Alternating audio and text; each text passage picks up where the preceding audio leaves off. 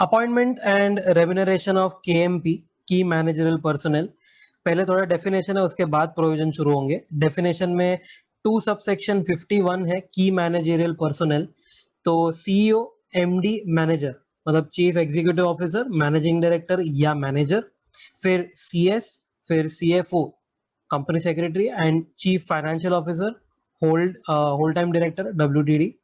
And एक और है बीओडी के एक लेवल नीचे वाला, तो officer not more than 1 level below the directors who is in whole time employment and designated as KMP by the BOD. वो जो डायरेक्टर के नीचे वाले लेवल पे होगा बंदा, शायद वाइस प्रेसिडेंट या प्रेसिडेंट या कोई भी नाम से, फाइनेंस हेड, ये वो कोई भी नाम से होने दो, बीओडी के एक लेवल नीचे है वो बंदा एंड उसको केएमपी बोला गया है। बीओडी उसको डेजिग्नेट करता है कि भाई तू आज से केएमपी है, तो बीओडी ने बोला तू केएमपी है तो तू केएमपी है। फिर 2 सबसेक्शन 53 मैनेजर। मैनेजर एंड उसके बाद आएगा एमडी, वो दोनों बहुत सिमिलर है। तो पहले manager. Manager is an individual having management of whole और substantially whole of the affairs of the company subject to superintendence और डायरेक्शंस ऑफ द बीओडी। याद रखना, एमडी हो, मैनेजर हो, डब्ल्यूटीडी हो, कोई भी हो, वो बीओडी के एक लेवल नीचे। आई एम नॉट सेइंग एक लेवल नीचे, बीओडी का पार्ट होगा वो बिकॉज वो डायरेक्टर है, बट बीओडी का उसके ऊपर सुपरिंटेंडेंस होता है। मतलब कि बीओडी बेसिकली क्या करता है, बीओडी उसको इंस्ट्रक्ट या डायरेक्ट वगैरह कर सकता है। तो उसके नीचे ही आते हैं मैनेजर बोलो, एमडी बोलो, होल टाइम डायरेक्टर बोलो, कोई भी बोलो। सो बेसिकली बीओडी का बात सुनना पड़ेगा उसको।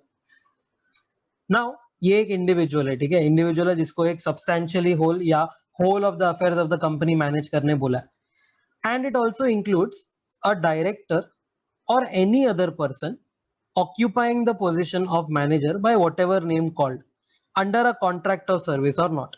मतलब एक बंदा है, वो एक्चुअली उसका पोस्ट मैनेजर नहीं लिखा है, but he does the same thing. क्या करता है वो, सब्सटैंशियली होल या होल ऑफ द कंपनी का अफेयर्स जो है वो मैनेज वगैरह करता है। एंड वेदर वो डायरेक्टर हो या ना हो कोई बात नहीं, चाहे कॉन्ट्रैक्ट ऑफ सर्विस किया हो या नहीं किया हो कोई बात नहीं, बट अगर वो काम कर रहा है ना तो वो मैनेजर कहलाया जाएगा अंडर दिस सेक्शन। तो कोई भी नाम से होने दो, अगर वो ये सब काम कर रहा है तो he will be a manager. फिर एग्जांपल्स, तो पहला एग्जांपल था mister A is the head of finance department. इसको हम मैनेजर नहीं बोल सकते। क्यों नहीं बोल सकते? क्योंकि डेफिनेशन में लिखा है ना, he should be managing the company, एक डिपार्टमेंट नहीं भाई, तो वो मैनेजर नहीं कहलाया जाएगा। सिमिलरली मिसेस ए है एक, she controls and manages the whole company but she is not a director, चलेगा क्या? हाँ, she can be a manager, क्योंकि मैनेजर बनने के लिए डायरेक्टर होना जरूरी नहीं है, कोई भी पर्सन चलता है। उसके बाद 2 subsection 54 managing director. Managing director is a director entrusted with same substantial powers of management of affairs of the company by virtue of, उसको किसने ये पावर दिया है, कैसे उसको पावर मिला है? तो by AOA of the company या अग्रीमेंट विद द कंपनी या फिर resolution pass by the company at general meeting और बाय द बीओडी, मतलब बोर्ड रेजोल्यूशन के द्वारा या कोई भी कंपनी में या कोई भी कंपनी के जनरल मीटिंग में रेजोल्यूशन पास किया होगा, इसके द्वारा उसको ये पावर दिया गया है कि भाई आज से तेरे ये पावर्स है। And it includes the director who occupies the position of MD by whatever name called। Again, एक डायरेक्टर है जो MD टाइप काम करता है, उसको खाली पोस्ट MD का नहीं दिया था, तो बाय डिफॉल्ट वो भी MD हो जाएगा। और भी है सब्सटैंशियल पावर्स ऑफ मैनेजमेंट जो होता है ना, it shall not include powers to do administrative acts of routine nature. ये डे टू डे बेसिस पे जो छोटा मोटा काम रहता है ना, उसको तुम सब्सटैंशियल पावर ऑफ मैनेजमेंट नहीं बोल सकते। क्या क्या आता है उसमें? तो SADD करके एक आंसर है, सैड। तो sign share certificates, affix common seal of the company to documents, draw and endorse check or negotiable instrument, या direct registration of transfer of shares. ये सब चिंदी चिंदी काम है ये सैड SADD वाले। अगर कोई ये सब करता है तो वो MD है क्या? नहीं, मतलब ये सब है ना एडमिनिस्ट्रेटिव काम होता है, ये किसी और को चिपका सकते हो। सब्सटैंशियल पावर ऑफ मैनेजमेंट इससे बहुत कहीं बड़ा होता है। Example, mister A is an additional director having substantial power of management. क्या वो MD कहलाएगा? हाँ कहलाएगा। क्यों? क्योंकि ऐसा नहीं बोला है कि additional director can not B MD।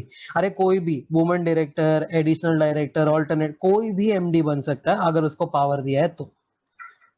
Mrs A is MD but later she resign as a director. तो भाई by default she ceases to be MD, क्योंकि एमडी होने के लिए पहले तुमको डायरेक्टर होना है, डायरेक्टरशिप से अगर तुम निकल गए तो एमडी शिप से भी निकल गए। अच्छा इधर हाँ एक केस अपन ने देखा था, याद करो, इधर मैं पूछा था कि अगर मिसेस ए जो है समझो वो एमडी है, ठीक है, later she resign as a director, फिर भी मुझे मिसेस ए का सर्विसेज चाहिए, तो एमडी का पोस्ट तो उसका निकल चुका है, बट तुम उसको मैनेजर अपॉइंट कर लो ना, manager need not be a director, तो उसको तुम मैनेजर अपॉइंट कर लो। And of course BOD will exercise control over MD, BOD का ही सुपरिंटेंडेंस रहेगा सबके ऊपर। फिर टू सबसेक्शन 78 रेम्यूनरेशन के ऊपर है, इट इंक्लूड्स मनी और its equivalent given to any person for his services, पैसा दो या और कुछ दो, परक्यूजिट्स वगैरह दो, सब चलेगा। And it includes perquisites defined under income tax act, salary वाला चैप्टर जो है ना उसमें। Whole time director to subsection 94 में, director in whole time employment of the company. और भी थे डेफिनेशन जैसे सीए, सीएफओ, सीईओ वगैरह, not that important. A person appointed as CFO is a CFO, a person appointed as CEO is a CEO, ऐसा सब definition था, तो जाने दो। फिर 196 अब मेन चैप्टर शुरू होएगा, अपॉइंटमेंट ऑफ, सिर्फ 3 लोग हैं, इधर कंफ्यूज नहीं चाहिए, इधर और कोई भी नहीं चाहिए, सिर्फ 3 लोगों के बारे में पूरा सेक्शन है। 196 appointment of MD, whole time director, manager. 196 subsection 1 बोलता है कंपनी शैल नॉट अपॉइंट और employ MD and manager at the same time. एक दिन पे या एक टाइम पे ऑफ द ईयर एक कंपनी में एमडी के साथ साथ मैनेजर नहीं हो सकता, but MD and whole time director हो सकता है, इधर कोई रेस्ट्रिक्शन नहीं है। मतलब एक एमडी एक डब्ल्यूडीडी वो चलेगा, बट एक एमडी एक मैनेजर कतई नहीं, नहीं चलेगा एट द सेम टाइम। अच्छा 6 महीना अगर एमडी रखा और उसके बाद समझो 1 महीना गैप है और उसके बाद 5 महीना मैनेजर रखा, वो एमडी छोड़ के चला गया रहेगा, ये चलेगा, क्योंकि एट द सेम टाइम नहीं हो रहा है ना दोनों, ये चलेगा। फिर टेनोर सबसेक्शन 2 वाला बोलता है कि maximum 5 years at a time tenure होगा, रीअपॉइंटमेंट वगैरह पे कोई ऐसा कुछ रेस्ट्रिक्शन नहीं है, तो तुम 5+5+5+5 till the time you die, याद रखना ये, तब तक तुम अपॉइंट हो सकते हो। बस इतना ही है कि आगे जाके तुमको एक एज का रूल आएगा, उस 70 वाला, 70 टच हुआ तो एसआर लगता है, वहां पे फिर तुम देख लेना, but apart from that 5+5+5+5 till you die बिंदास। Reappointment shall not be made earlier than 1 year before the expiry of current term। ये तुम्हारा एक टर्म खत्म होने आ रहा है ना, तो तुम रीअपॉइंटमेंट कभी, तुम्हारा रीअपॉइंट कभी हो सकता है, तो 4th ईयर खत्म हुआ ना और 5th ईयर शुरू हुआ, ये देखो ये इतना, 4th खत्म हुआ और समझो 5th ईयर शुरू हुआ, till the time 5th year खत्म होता है, मतलब इन शॉर्ट ऐसे देखो तो इन द 5th ईयर, और 5th ईयर शुरू होकर खत्म हुआ ना, उस दौरान तुम रीअपॉइंट हो सकते हो फॉर 6 से लेके 10th ईयर। तो 6 से लेके 10 तक तुम रीअपॉइंट हो सकते हो, कभी 5th ईयर में ही itself, in the last year, but उसके पहले रीअपॉइंटमेंट नहीं हो सकता। For your info, appointment as MD, whole time director, manager for life time is prohibited. चाहे प्राइवेट कंपनी हो, पब्लिक कंपनी हो, लाइफ टाइम के लिए एमडी, डब्ल्यूटीडी, मैनेजर बनना नॉट अलाउड, क्योंकि यही पॉइंट में बोल दिया ना, 5 इयर्स एट अ टाइम। फिर सबसेक्शन 3 आता है eligibility criteria, very very very important. MD WTD manager बनना है तो एलिजिबिलिटी क्राइटेरिया के लिए बोला है 196 सबसेक्शन 3 देखो, उसमें सिका करके एक शॉर्ट फॉर्म है जिसमें इन एलिजिबिलिटी लिखा है कि अगर तुम सिका में आए तो यू आर इन एलिजिबल। फिर पार्ट 1 ऑफ शेड्यूल 5 बोलता है आईडीआर, इंडियन डिपॉजिटरी रिसीट, इसमें एलिजिबिलिटी क्राइटेरिया लिखा है, उल्टा लिखा है, इधर इन एलिजिबल इधर एलिजिबल। एंड 164 तो चुपके से अप्लाई करना ही वाला है ना, क्योंकि पहले तुम डायरेक्टर हो फिर एमडी बनते हो, तो अगर डायरेक्टर हो तो 164 तो बाय डिफॉल्ट अप्लाई करना है, तो वो फर्स्ट वाले चैप्टर में देखने का। 196 सबसेक्शन 3 से शुरू करने का, इन एलिजिबल कौन कौन है, तो yes, he suspended payment to his creditors और हैज मेड कॉम्पोजिशन या सेटलमेंट एट एनी टाइम, किसी का पैसा नहीं दिया या सेटलमेंट वगैरह ट्राई किया, टाइम एक्स्ट्रा मांगा, what ever. adjudged insolvent at any time। C से आएगा convicted at any time by court and sentenced for more than 6 months। A से आएगा एज, एज बिलो 21 है और अटेंड 70 है, 21 के नीचे है तो नहीं बन सकता, अच्छा 21 टच हो गया तो बन सकता है। अटेंड 70 और मोर, मतलब अगर 70 टच हुआ तो नहीं चलेगा, 71 है तो भी नहीं चलेगा, तो ऐसे लेस देन 21 और एटलीस्ट 70, ये ध्यान से देखना, लेस देन 21 एंड 70 और मोर, तो ये इनएलिजिबल हो गया। बट एक्सेप्शन है, बट एक्सेप्शन है ना सिर्फ 70 वाले के लिए, 21 के नीचे वाले के लिए नहीं है। तो अगर 70 इयर्स अटेन हो गया तो option 1 pass special resolution and appoint him. Explanatory statement जो रहेगा ना of the notice of the meeting, मतलब वो नोटिस देने का एसआर पास करवाने के लिए, तो नोटिस में लिख देने का तुमको जस्टिफिकेशन कि ये बंदा हमको क्यों चाहिए। ऑप्शन 2 ये है कि चलो SR could not be passed but OR type हो गया था सिचुएशन, मतलब votes in favour had exceeded votes against like OR. अगर ये सीन हुआ तो सीजी का अप्रूवल ले लो तुम। बीओडी अप्लाई करेगा टू द सीजी, मतलब वो पर्सन जो एमडी वगैरह बनने वाला वो नहीं, वो तो एनीवे 70 का हो गया यार, उसको अभी रेस्ट करने का उम्र है, तो BOD will apply on his behalf. फिर आता है पार्ट 1 ऑफ शेड्यूल 5 एलिजिबिलिटी। तो विदाउट सीजी अप्रूवल आईडीआर, ये 3 पॉइंट में तुम एलिजिबल हो। पहला I, he has not been sentenced to imprisonment और fine of more than 1000 for conviction of 19 acts. मतलब ये 19 एक्ट में अगर तुमको जेल नहीं हुआ है या समझो फाइन मोर देन 1000 नहीं हुआ है ना, तो चलेगा, यू कैन बी अपॉइंटेड। कौन से एक्ट्स है? तो आधे जो है वो तुम्हारे सीए फाइनल में तुमने सुने हुए हैं, companies act, SCRA, income tax act, wealth tax, customs, IBC, GST, FEMA, SEBI, PMLA, SICA, sick industrial companies वाला, कंपटीशन एक्ट, एक्साइज। फिर Indian stamp act, industries act, food adulteration का है एक, prevention of food adulteration act बोलते हैं उसको, essential commodities का act है, फॉरेन ट्रेड का एक्ट है, and fugitive economic offenders act, ये सबसे रिसेंट वाला 2018 वाला। तो ये सब एक्ट में तुमको जेल नहीं होना चाहिए और मोर देन 1000 का फाइन नहीं होना चाहिए। अच्छा, फाइन एग्जैक्ट 1000 का हुआ रहेगा ना कभी, तो चलेगा, वो फिर भी एलिजिबल हो जाएगा। बट हाँ, अगर मोर देन 1000 हो गया तो वो इन एलिजिबल हो गया।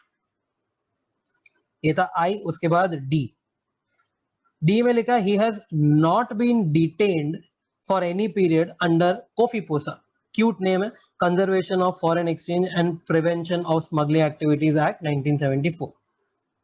डिटेन मतलब क्या, तो वही कस्टडी वगैरह में ले लेता ना, अभी जैसे अर्नब गोस्वामी का चल रहा है वही टाइप।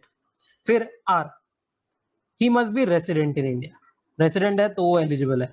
अच्छा, रेसिडेंट का मीनिंग यहाँ पर अलग है, वो बोलता है he has stayed in India for continuous 12 months immediately preceding the date of his appointment, मतलब लास्ट ईयर में, आज अपॉइंटमेंट है तो आज से 1 साल पहले तक नॉन स्टॉप 12 महीने इंडिया में ही रहा है।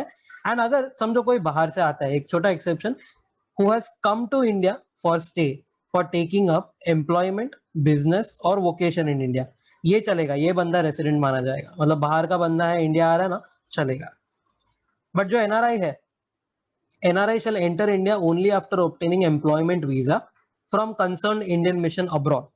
मतलब अगर समझो ये बंदा जो है यूएस से आ रहा है, ठीक है, यूएस का बंदा है, गोरा है, तो वो क्या करेगा पता है, यूएस में है ना अपना एक इंडियन एम्बेसी सिचुएटेड है, ये इंडियन एम्बेसी के पास जाएगा और ये इंडियन एम्बेसी जो है ना वो एनआरआई को क्या देगा, एक एम्प्लॉयमेंट वीजा देगा।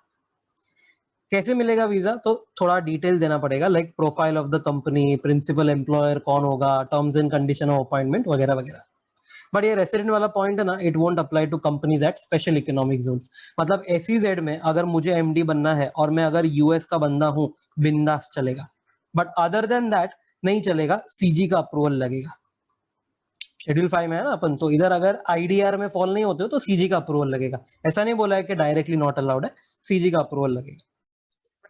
Next, section 196 subsection 4, what is the procedure for appointment of MDWTD manager?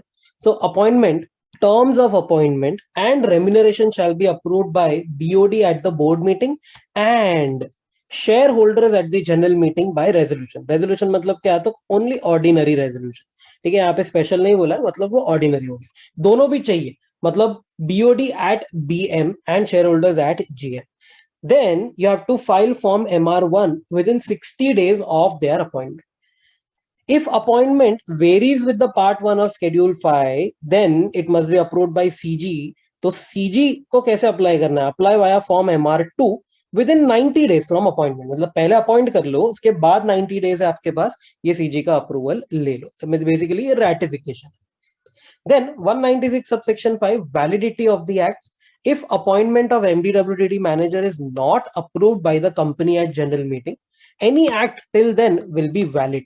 समझो फॉर एग्जाम्पल आपने बीओडी आपका जो बीओडी है, बीओडी एट बोर्ड मीटिंग, उन्होंने अप्रूव कर दिया ये अपॉइंटमेंट, बट शेयर होल्डर्स जो है उन्होंने ये क्या कर दिया, रिजेक्ट कर दिया। तो भाई बीओडी एट बोर्ड मीटिंग से लेके share holder at general meeting, यहाँ पे गैप भी तो होगा ना थोड़े दिन का। तो कोई बात नहीं, ये गैप में अगर आपने जो भी काम किया एमडीडब्ल्यूटीडी मैनेजर के पोस्ट पे, तो दैट विल बी वैलिड। उसके बाद अगर अप्रूव नहीं हुआ appointment, then you can vacate the office.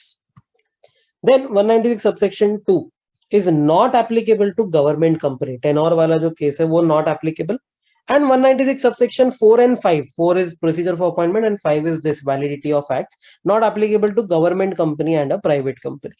तो obviously defaulter नहीं होना चाहिए कंपनी 137 and 92 का। तो फाइनेंशियल स्टेटमेंट्स एंड रिटर्न्स इन्होंने फाइल करना चाहिए। अगर डिफॉल्ट मारा है तो ये केस में आपको अप्लाई कर जाएंगे ये सेक्शंस। डिफॉल्ट नहीं मारा है तो इन सेक्शन से आपको राहत मिल जाएगी। Okay, now next very important, मतलब तोड़ कुछ ज्यादा ही इंपॉर्टेंट है, सेक्शन 197। तो इसको ना मार्क कर दो, वेरी वेरी इंपॉर्टेंट। यहाँ पे तुमको स्टार, मून, साइन, जो भी तुमको आता है ना, सूरज, चंदा, तारे, जो भी तुमको आता है सब इंपॉर्टेंट मार्क करके इधर रख दो। Very very very very very important. तो देखते हैं 197, overall maximum remuneration, managerial remuneration, MR बोलेंगे इसको। तो ओवरऑल कितना तुम मैक्स दे सकते हो? पहली बात तो ये सिर्फ पब्लिक कंपनी के लिए अप्लाई करेगा। एडिक्वेसी ऑफ प्रॉफिट रहेगा या इनएडिक्वेसी ऑफ प्रॉफिट रहेगा, 197 कुछ ना कुछ बोलेगा। मतलब प्रॉफिट है तो भी 197 देखो, प्रॉफिट नहीं है तो भी 197 देखो। बट उसके अंदर है ना शेड्यूल 5 का पार्ट इधर अलग लगेगा, इधर अलग लगेगा। तो अपन देखेंगे सेक्शन 1, सेक्शन 2 ऐसा आएगा अलग अलग। 197 सब सेक्शन 1 वो बोलता है overall maximum managerial remuneration to directors, MD, whole time director, manager. अच्छा, सारे डायरेक्टर्स आ गए इधर, नॉट ओनली केएमपी, सारे directors and even MD, whole time director, manager per financial year. ये कौन बोलता है? Section 1 of part 2 of schedule 5। देखो क्या बोलता है वो, पर्टिकुलर्स, फिर ये मैक्सिमम एमआर परसेंटेज और उसके एक्सेस में देना है तो क्या चाहिए। तो ओवरऑल लिमिट जो है ना, ये पूरा हम नीचे पढ़ेंगे ना, उसके बाद तुम परमिटेशन कॉम्बिनेशन करके ओवरऑल लिमिट तुमको आएगा 11%। तो 11% of net profit of that financial year is the overall limit. अगर उसके ऊपर जाना है तो कंपनी में authorise at general meeting subject to schedule 5। मतलब यहाँ पर ऑथराइज बोला है तो हिडनली यहाँ पर OR एट GM आ जाएगा, बट नीचे है ना सब जगह पे SR आने वाला है, सो बी केयरफुल। तो कंपनी में ऑथराइज एट जनरल मीटिंग 11 के ऊपर देना है। तो अब मेन है कि भाई 13510 क्या होता है। तो there is only 1 MD, whole time director या मैनेजर, मतलब तीनों में से कोई भी एक ही है समझो। तो 5% of net profit of that financial. अच्छा, ये किसको मिलेगा? तो उसी को, एक बंदा जो है ना उसी का बात हो रहा है। एक MD है तो उसको 5% तक दे सकते हो। बट अगर more than 1 MD, whole time director, manager है, मतलब शायद समझो एक MD है, एक होल टाइम डायरेक्टर है, समझो 2 लोग हैं, तो दोनों को मिला के 10% of net profit of that financial year. Aggregate मतलब वही 2, 3, 4 जितने भी लोग हैं ना, सबको मिला के दे देना। फिर remuneration to directors who are not MD और होल टाइम डायरेक्टर। अब MD, whole time director, manager खत्म हो गया, वो ऊपर हो गया। सेकेंड पॉइंट में था कि एटलीस्ट, या एटलीस्ट क्या, एटलीस्ट नहीं, 1 MD, whole time director, manager है तो 5, मोर देन 1 है तो 10। अब उन तीनों को छोड़ दो, उसके अलावा डायरेक्टर्स होते हैं ना नॉर्मल, उनका बात कर रहे हैं। तो उनके केस में ऐसा है कि 1% of net profit of that FY if company has MD, whole time director, manager. मतलब कंपनी में MD, whole time director, manager है ना, तो तुम डायरेक्टर को एक ही दे सकते हो। बट अगर समझो company has no MD, whole time director, manager, तो 3 दे सकते हो। तो काम अकॉर्डिंगली डिवाइड हो जाएगा ना। अगर MD वगैरह है तो डायरेक्टर को सिर्फ 1 देने का, बट MD नहीं है, मतलब डायरेक्टर बहुत काम करते रहेंगे तो उनको 3 देने का। ओके, और 5, 10, 1, 3 जो भी है उसके ऊपर जाना है तो company should authorise by special resolution. ये इंपॉर्टेंट, मतलब 11 वाले के लिए SR नहीं चाहिए, ठीक है, यहां पर SR चाहिए। थोड़ा बहुत पॉइंट्स था। पहला कि नेट प्रॉफिट क्या होता है, तो एज पर 198 देखना। बट 198 में है ना तुम पूरा कैलकुलेशन देखोगे, उसमें से एक चीज माइनस मत करना, without deducting remuneration to director. Director को जो रेम्यूनरेशन देते हो ना, 198 कुछ बोलेगा और, बट यहाँ पर बोल दिया है कि यहाँ पर जो भी तुम NP वापरो 198 का, बस इतना ध्यान रखना कि उसमें रेम्यूनरेशन टू डायरेक्टर माइनस नहीं किया। फॉर मोर देन 11% वाला है ना, एसआर इज नॉट नीडेड, ये एक याद रखना, only OR will suffice.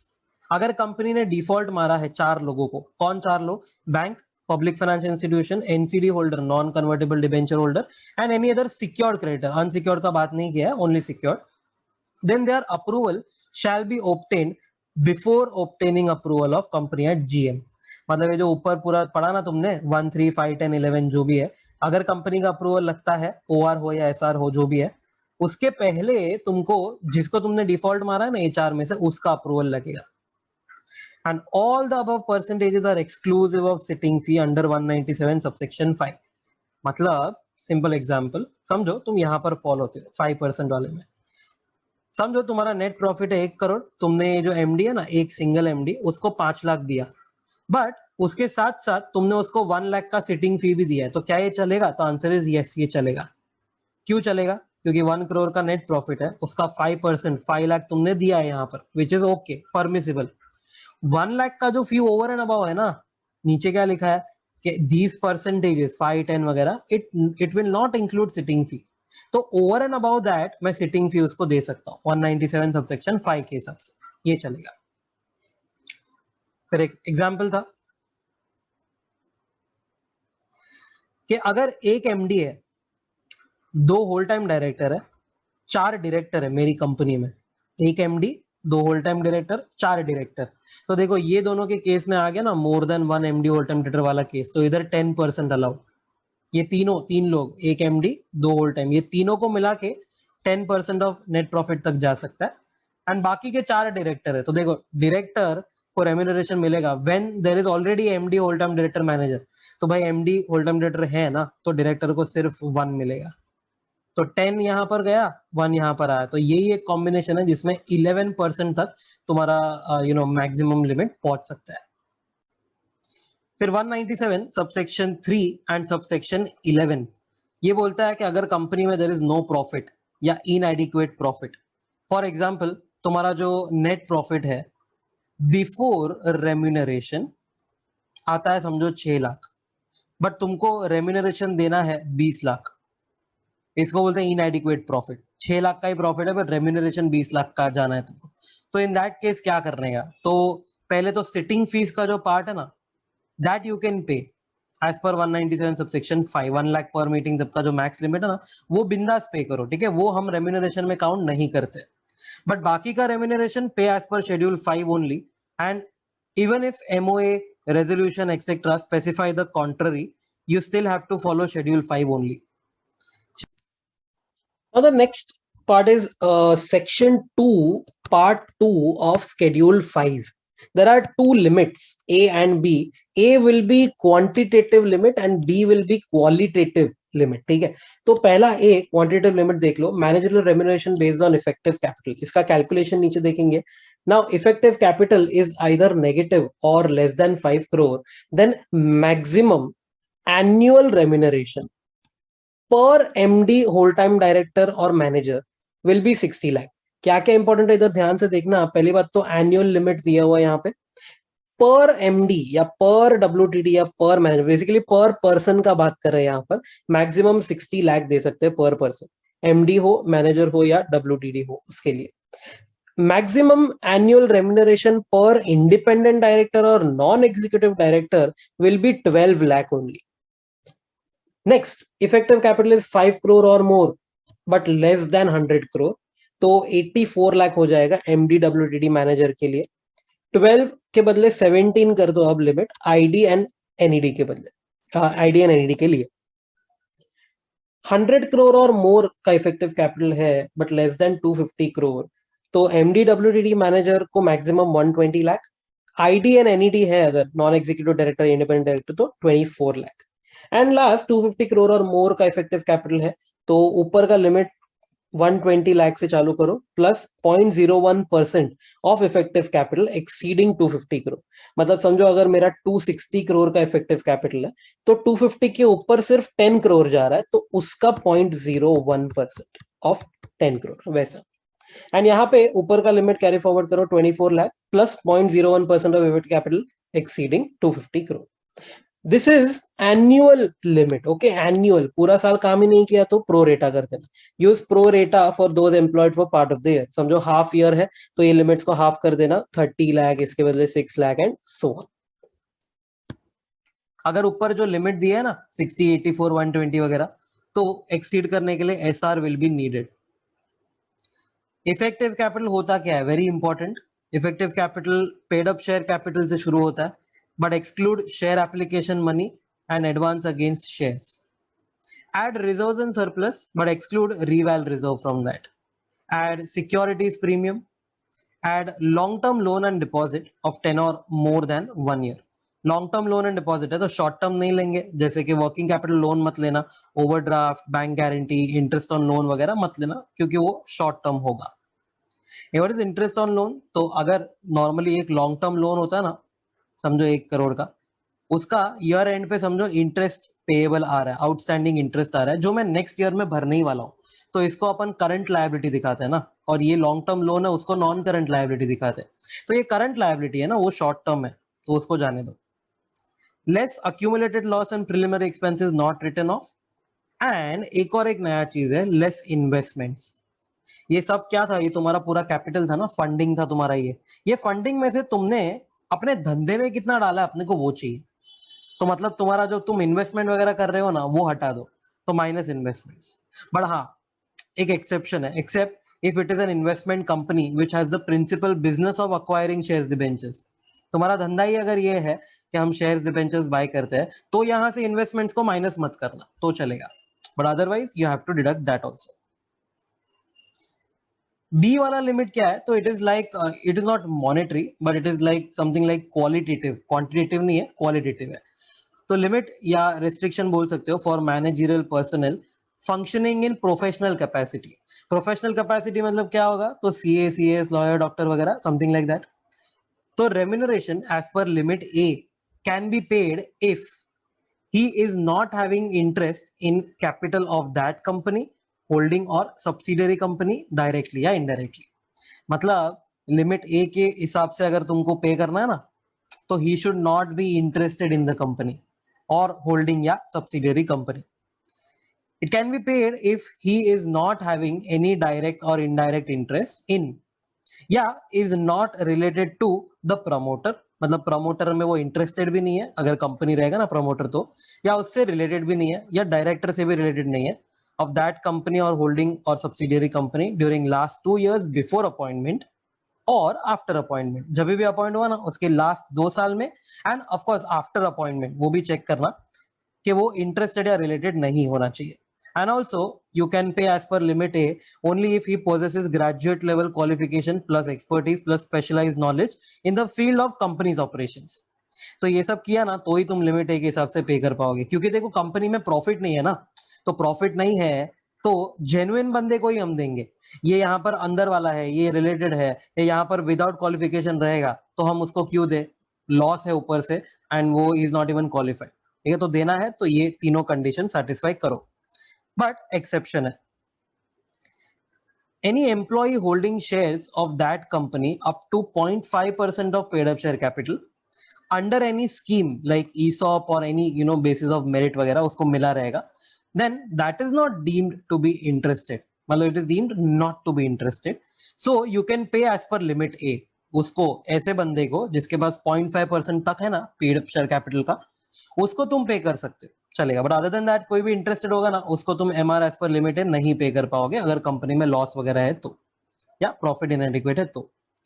And limit A and B will apply if payment of MR is approved by board resolution and also by NRC, अगर required है ना 178 में बनाना तो। The company has not defaulted to 4 लोग, bank, financial institution, non convertible debenture holder and secured creditor. And if they have defaulted, so their approval will be needed before approval of company ORSR। ORSR किधर लिखा है, देखो यहाँ पर लिखा है, इधर लिखा है limit A and B apply करेगा इफ OR और SR as per limit A. Limit A अपन ने क्या पढ़ा, इफेक्टिव कैपिटल वाला पढ़ा, 60 लाख, 84 लाख वगैरह। तो नॉर्मल अप टू 60 या अप टू 84 जो भी लिमिट होता है ना उसके लिए OR लगता है, एंड उसको एक्सीड किया तो SR लगता है। ठीक है, तो वो SR वगैरह जो है वो तुमको पास करना पड़ेगा, OR या SR जो भी है। एंड लिमिट बी जो अभी ऊपर पड़ा ना, अच्छा इंटरेस्टेड है, रिलेटेड है या क्वालिफिकेशन नहीं है समझो फॉर एग्जांपल, तो वो भी अगर समझो कंडीशन सेटिस्फाई नहीं हो रहा तो एसआर से चल जाएगा। तो SR under limit B has been passed at general meeting for a period up to 3 years। मतलब आज अगर मैंने पास कर लिया ना तो 3 साल तक वो वैलिड है। मतलब अगर आज मैंने 5 साल तक अगर समझो वो डाल दिया कि हाँ 5 साल तक ये बंदे को हम इतना रेम्यूनरेशन वगैरह देंगे, तो दैट इज नॉट अलाउड। तो limit A and B apply ही नहीं करेगा। इन शॉर्ट, अगर तुम्हारा लॉस या इनएडिक्वेट प्रॉफिट रहेगा तो तुम दे ही नहीं पाओगे। ओके। 197 सबसेक्शन 4, determination of MR to director, MD, whole time director, manager. कैसे डिटरमाइन होता है कि हम इसको इतना पे करेंगे? तो एओए में लिखा होगा या कोई रेजोल्यूशन के द्वारा, एनी बोर्ड और शेयर होल्डर रेजोल्यूशन कोई भी चलेगा, या by special resolution at general meeting if AOA requires. AOA बोलता है कि भाई एसआर पास करना है तो ठीक है, पास कर देना। बट एक बहुत important part, remuneration shall include and exclude some things. तो पहले बोला है remuneration shall include any remuneration payable to the director for services rendered by him in other capacity. What is other capacity? मतलब वो employ है ना अगर, तो उसको सैलरी तो हम दे ही रहे, बट अदर कैपेसिटी में वो कुछ काम किया, जैसे डायरेक्टर गेट सैलरी यहां पर and a commission on sale of the property of the company. मतलब उसने ना कंपनी का प्रॉपर्टी बिकवाया तो उसके लिए उसको कमीशन दिया, since he help to find a buyer. इसको क्या बोलते हैं? अदर कैपेसिटी में उसने काम किया तो कमीशन दिया मैंने उसको। ये तो एमआर जो अपन ने ऊपर पढ़ा ना अभी तक, वो एमआर चाहे वो फिर 1%, 5% वो वाला एग्जाम्पल हो या 60 लाख 84 लाख हो, जो भी हो, वो रेम्यूनरेशन में तुमको ये भी इंक्लूड करना पड़ेगा। मतलब सैलरी प्लस कमीशन एक्सेट्रा, कोई भी टाइप का एक्स्ट्रा तुमको मिला ना इन अदर कैपेसिटी, वो सब इंक्लूडेड होगा वो रेम्यूनरेशन के लिमिट में। एक्सक्लूजन है एक, any remuneration payable to a director for professional services provided, इसको एक्सक्लूड मार दो। तो प्रोफेशनल सर्विसेज क्या होता है? तो सीए, सीएस, डॉक्टर, लॉयर वगैरह। बट कभी if he possesses requisite qualification for practicing that profession in the opinion of NRC या बीओडी। ओके, एग्जाम्पल समझो तुम इफेक्टिव कैपिटल वाले में फॉल हो चुके हो और तुमको 84 लाख तक का मैक्स अलाउड है। तो यहां पर एक डॉक्टर है, ठीक है, डॉक्टर को सैलरी 84 लाख दिया मैंने, प्लस उसका है ना प्रोफेशनल फीस 10 लाख मैंने दिया। क्या चलेगा? हाँ बिंदास चलेगा, क्योंकि यहाँ पर 84 लाख तक का अलाउड है, ठीक है। एंड वो रेम्यूनरेशन में प्रोफेशनल सर्विस का फी एक्सक्लूड हो जाता है, मतलब over and above you can pay. इसके ओवर एंड अबाउ याद करो, सिटिंग फीस था ना, वो भी पे कर सकते हो, बिंदास चलेगा। बट तुम अगर यहाँ पर हो, यहाँ पर अगर उसको 84 लाख का तुमने सैलरी दिया और समझो 5 लाख का कमीशन दिया, ये हो गया वायोलेशन, इधर एसआर लगेगा तुमको। तो याद रखना क्या इंक्लूडेड है क्या एक्सक्लूडेड है। फिर सिटिंग फीस आता है, तो sitting fees to directors for attending meetings of BOD और कमिटी, ऑडिट कमिटी वगैरह का मीटिंग रहेगा उसके लिए भी सिटिंग फी मिलता है। रेड विथ रूल 4, वो बोलता है मैक्सिमम 1 लाख पर meeting. Fee to independent director and women director can not be less than fee to others. अगर एक सादे डायरेक्टर को 1 लाख दे रहे हो बट वुमेन डायरेक्टर को 50,000 दे रहे हो, दैट्स नॉट डन, वायोलेशन हो जाएगा। And sitting fee is not included in the limits, अपन ने जो पढ़ा ना 11, 1% वगैरह वगैरह, 197 सबसेक्शन 2 बोल के गया था ये कि इसको यहाँ पर इंक्लूड मत करना, मतलब sitting fee over and above पे करना अलाउड हो जाएगा। 197 सबसेक्शन 6, मोड ऑफ पेमेंट, कैसे कर सकते हो? मंथली पेमेंट भी कर सकते हो, या specified percent of net profit भी कर सकते हो, या बोथ, कोई भी पैतरा चलेगा। 197 subsection 9 and subsection 10, refund of excess remuneration if paid to a director exceeding या above the limit under section 197 or paid without approval। मतलब वो लिमिट के ऊपर चला गया या विदाउट अप्रूवल, सेम थिंग हो गया। तो in that case you will have to refund that. समझो 11% का मैक्स है बट समझो 12% चला गया, तो जो एक्स्ट्रा गया ना वो रिफंड आना चाहिए। So he shall refund it to the company within 2 years or a lesser period as allowed by the company। 2 साल के अंदर दे दो जब से वो रिफंडेबल था तब से, या कोई कम पीरियड अगर कंपनी ने बोला तो। ये क्या तब तक? 2 साल तक वो ऐशो अय्याशी कर सकता है? क्या वो कसिनो में डाल सकता है उसको? क्या उसका वो पार्टी वार्टी कर सकता है? नहीं। He shall hold it in trust for the company until it is refunded. Keep that money safe, जब तक रिफंड नहीं कर देते तब तक, क्योंकि कंपनी का पैसा है तो तुमको वो सेफ रखना पड़ेगा। एंड एक नॉनसेंस पॉइंट था, refund can be waived off within 2 years from payment of excess remuneration by passing SR at GM. मतलब अगर ये रिफंड नहीं चाहिए ना कंपनी को, तो तुम SR पास करो विद इन 2 years और उसको वेव ऑफ कर दो. Okay. Now 197 subsection 12 red with rule 5. वो बोलता है लिस्टेड कंपनीज को है ना कुछ डिस्क्लोजर करना है अपने बोर्ड रिपोर्ट में. ठीक है. फर्स्ट ऑफ ऑल 197 जो है वो पूरा का पूरा सिर्फ पब्लिक कंपनी के लिए अप्लाई करता है. उसमें भी ये सबसेक्शन 12 एंड रूल 5 जो है वो लिस्टेड कंपनी के लिए. क्या क्या डिस्क्लोज करेंगे ये लोग? एक रेशियो डिस्क्लोज करना है, remuneration to each director divided by median employee remuneration. ये रेम्यूनरेशन टू ईच डायरेक्टर तो मिल जाएगा. मीडियन एम्प्लॉई रेम्यूनरेशन क्या होता है? तो सिंपल है. मीडियन कैसे कैलकुलेट करते हैं? अगर समझो एक एम्प्लॉई है, या let's say not one employee, let's say there are 5 employees, तो समझो 2 लाख, 4 लाख, 6 लाख, 8 लाख, 10 लाख, अगर ये उनका सैलरी है. मीडियन के लिए नंबर 1 रूल, असेंडिंग या डिसेंडिंग ऑर्डर में डेटा को बांट दो. तो मिडिल वाला जो नंबर होता है ना वो मीडियन है, 6 लाख. ओके, तो ये डिनोमिनेटर हो गया.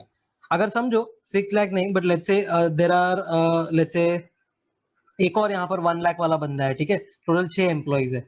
अब देखो मिडिल नंबर कोई नहीं मिलेगा, तो ये 3 एक तरफ, 3 एक तरफ हो गया. ठीक है, तो ये दोनों का एवरेज ले लो, 4 and 6 का एवरेज, तो that will be 5 is the median. Okay. फिर next, percentage increase in remuneration of each director, CFO, CEO, CS, manager in that financial year and employees median remuneration. तो कितना इंक्रीज हुआ है median remuneration, समझो last year के हिसाब से ये साल में, तो वो तुमको बताना है. फिर number of permanent employees on that companies payroll. बाहर कंसल्टेंसी वाला, सेकेंडमेंट वाला कोई एम्प्लॉइज नहीं, बट जो अपने पेरोल पे है परमानेंट लोग, वो लोग चाहिए. मतलब टेम्पररी नहीं चाहिए, बेसिकली खाली नंबर तुमको बताना है. फिर नेक्स्ट है average percentile increase already made in salary of employee other than KMP in last financial year and its comparison with percentile increase in the remuneration of KMP and its justification. तो पहले तुम employ का निकालो increase, और बाद में तुम KMP का निकालो एंड कंपेयर द टू. पता चले ना कि KMP लोग ज्यादा तो नहीं ले रहे ना इंक्रीमेंट. फिर affirmation that the policy of the remuneration has been followed by the company, that's okay. And 10 top employee के नाम चाहिए as per remuneration, and also name of every employee who was. अब रेम्यूनरेशन बोला है कि इतना remuneration उसको मिला रहेगा, तो every employee who was in receipt of remuneration of at least 1.02 crore that financial year if he was employed throughout the year. 1.02 है, 1.2 नहीं है. This is 1 crore and 2 lakhs, not 20 lakhs. या फिर who was in receipt of remuneration of at least 8.5 lakh per month in that FY if employed for part of that FY. 8.5 lakh per month है ना, उसको into 12 करते हो तो 1 crore 2 lakh आएगा. Okay, so it's the same thing इधर या उधर. तो अगर पूरा साल है तो 1.02 crore देखना, अगर पार्ट ऑफ द ईयर है तो 8.5 लाख पर मंथ देखना. अगर उतना टच हुआ है तो उसका नाम भी आना चाहिए. And every employee who was in receipt of remuneration of that financial year that exceeds remuneration drawn by MD, whole time director, manager, plus एक और कंडीशन है, and he holds 2% or more of equity share capital of that company, either himself or along with spouse and dependent children. तो ये सबका मिला के अगर 2% है एंड उसका रेम्यूनरेशन MD वगैरह से ज्यादा है तो उसका नाम भी आएगा. फिर सबसेक्शन 13 था, premium with respect to indemnity insurance on behalf of MD, WTD, manager, CEO, CS and CFO. मतलब ये 6 लोग हैं, इनके लिए इंडेमनिटी इंश्योरेंस निकलवाया है कंपनी ने for indemnifying them against any liability with respect to negligence, default, breach of duty वगैरह. क्या होता है ये पता है? कंपनी है, उसने समझो ICICI जनरल इंश्योरेंस को एक प्रीमियम पे किया. प्रीमियम किसके बिहाफ पे पे किया पता है? For MD etcetera. अगर MD ने कोई झोल किया, उसके ऊपर कोई लायबिलिटी आन पड़ी, तो ICICI जो है ना वो MD को क्या देगा? 10 करोड़ रुपया देगा. एग्जाम्पल, सम अश्योर्ड होगा वो, तो कुछ भी झोल हुआ ना तो 10 करोड़ MD को मिलेगा. ठीक है. द क्वेश्चन इज, ये जो प्रीमियम कंपनी ने MD के बिहाफ पे भरा है ना, क्या वो MR में इंक्लूड करूं कि एक्सक्लूड करूं? मैनेजरियल रेम्यूनरेशन जो अपन ने पूरा लिमिट्स पढ़ा ना अभी, 1, 3, 5, 10 वगैरह, एंड 80 लाख, 84 लाख, 60 लाख, 120 लाख वगैरह, क्या उसमें इंक्लूड करूं ये प्रीमियम के नहीं? तो usually premium will be excluded, but if he is proven guilty तो उसको इंक्लूड कर दो एमआर में। मतलब अगर वो गिल्टी नहीं है ना तो एमआर के ओवर एंड अबाउ ये पे कर सकते हो क्योंकि वो एक्सक्लूडेड है। जस्ट लाइक सिटिंग फीस, समझो फॉर एग्जांपल 60 लाख तुम्हारा लिमिट एग्जॉस्ट हो गया ना, तो ओवर एंड अबाउ दैट ये जो प्रीमियम तुमने पे किया है वो चलेगा क्योंकि वो एक्सक्लूडेड है। सिटिंग फीस अगर तुम ओवर एंड अबाउ पर पे करते हो वो भी चलेगा क्योंकि वो ओवर एंड अबाउ होता है, एक्सक्लूडेड होता है फ्रॉम एमआर। ओके, बट अगर वो गिल्टी निकला ना तो ये 60 लाख का समझो तुमने एमआर दे दिया, अगर ओवर एंड अबाउ तुमने प्रीमियम पे किया ना, लेट्स से 1 लाख का मिनिमम से मिनिमम, तो भी ये वायोलेशन हो गया, एसआर लगेगा तुमको अगर वो तुम इफेक्टिव कैपिटल वाले केस में हो तो, बिकॉज वो इंक्लूडेड इन एमआर होता है। इंक्लूडेड इन एमआर मतलब क्या, कि जो 60 लाख है ना उसके अंदर इंक्लूडेड होना चाहिए। अब तुम 60 लाख के भी ऊपर जा रहे हो तो तुमको एसआर लगेगा, सिंपल। फिर सबसेक्शन 14 है, एमडी और whole time director receiving commission from that company is not disqualified from receiving any remuneration और कमीशन फ्रॉम होल्डिंग और सब्सिडियरी। बस उसको खाली बोर्ड रिपोर्ट में डिस्क्लोज करा दो। कॉन्ट्रावेंशन किया तो कंपनी को पेनल्टी है 5 लाख की, फ्लैट पेनल्टी है। ऑफिसर को पेनल्टी है 1 लाख की, अगेन फ्लैट पेनल्टी है। सबसेक्शन 16 बोलता है कि ऑडिटर का report under 143 must include a statement on whether MR is as per 197 और is it excess of limit under 197। तो फॉलो किया है या नहीं किया है वो बेसिकली बताना होगा। एग्जेम्पशंस, तो एग्जेम्पशंस अलग है थोड़े ये केस में।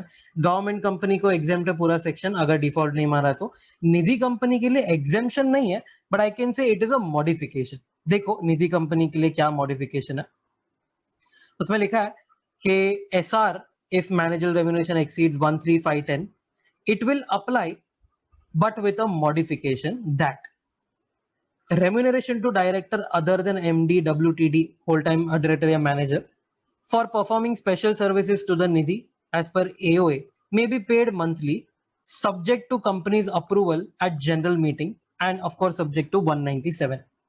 ये क्या बोलने का ट्राई कर रहा है पता है, कि तुम है ना वो जो एमआर पे कर रहे हो 13510 उसके लिए एसआर चाहिए वगैरह, वो तो ठीक है, बट अगर तुम एक डायरेक्टर को जो एमडी वगैरह नहीं है, अगर तुम उसको एक स्पेशल सर्विस के लिए फी पे करना चाहते हो ना तो तुम कंपनी का अप्रूवल लेके वो कर सकते हो।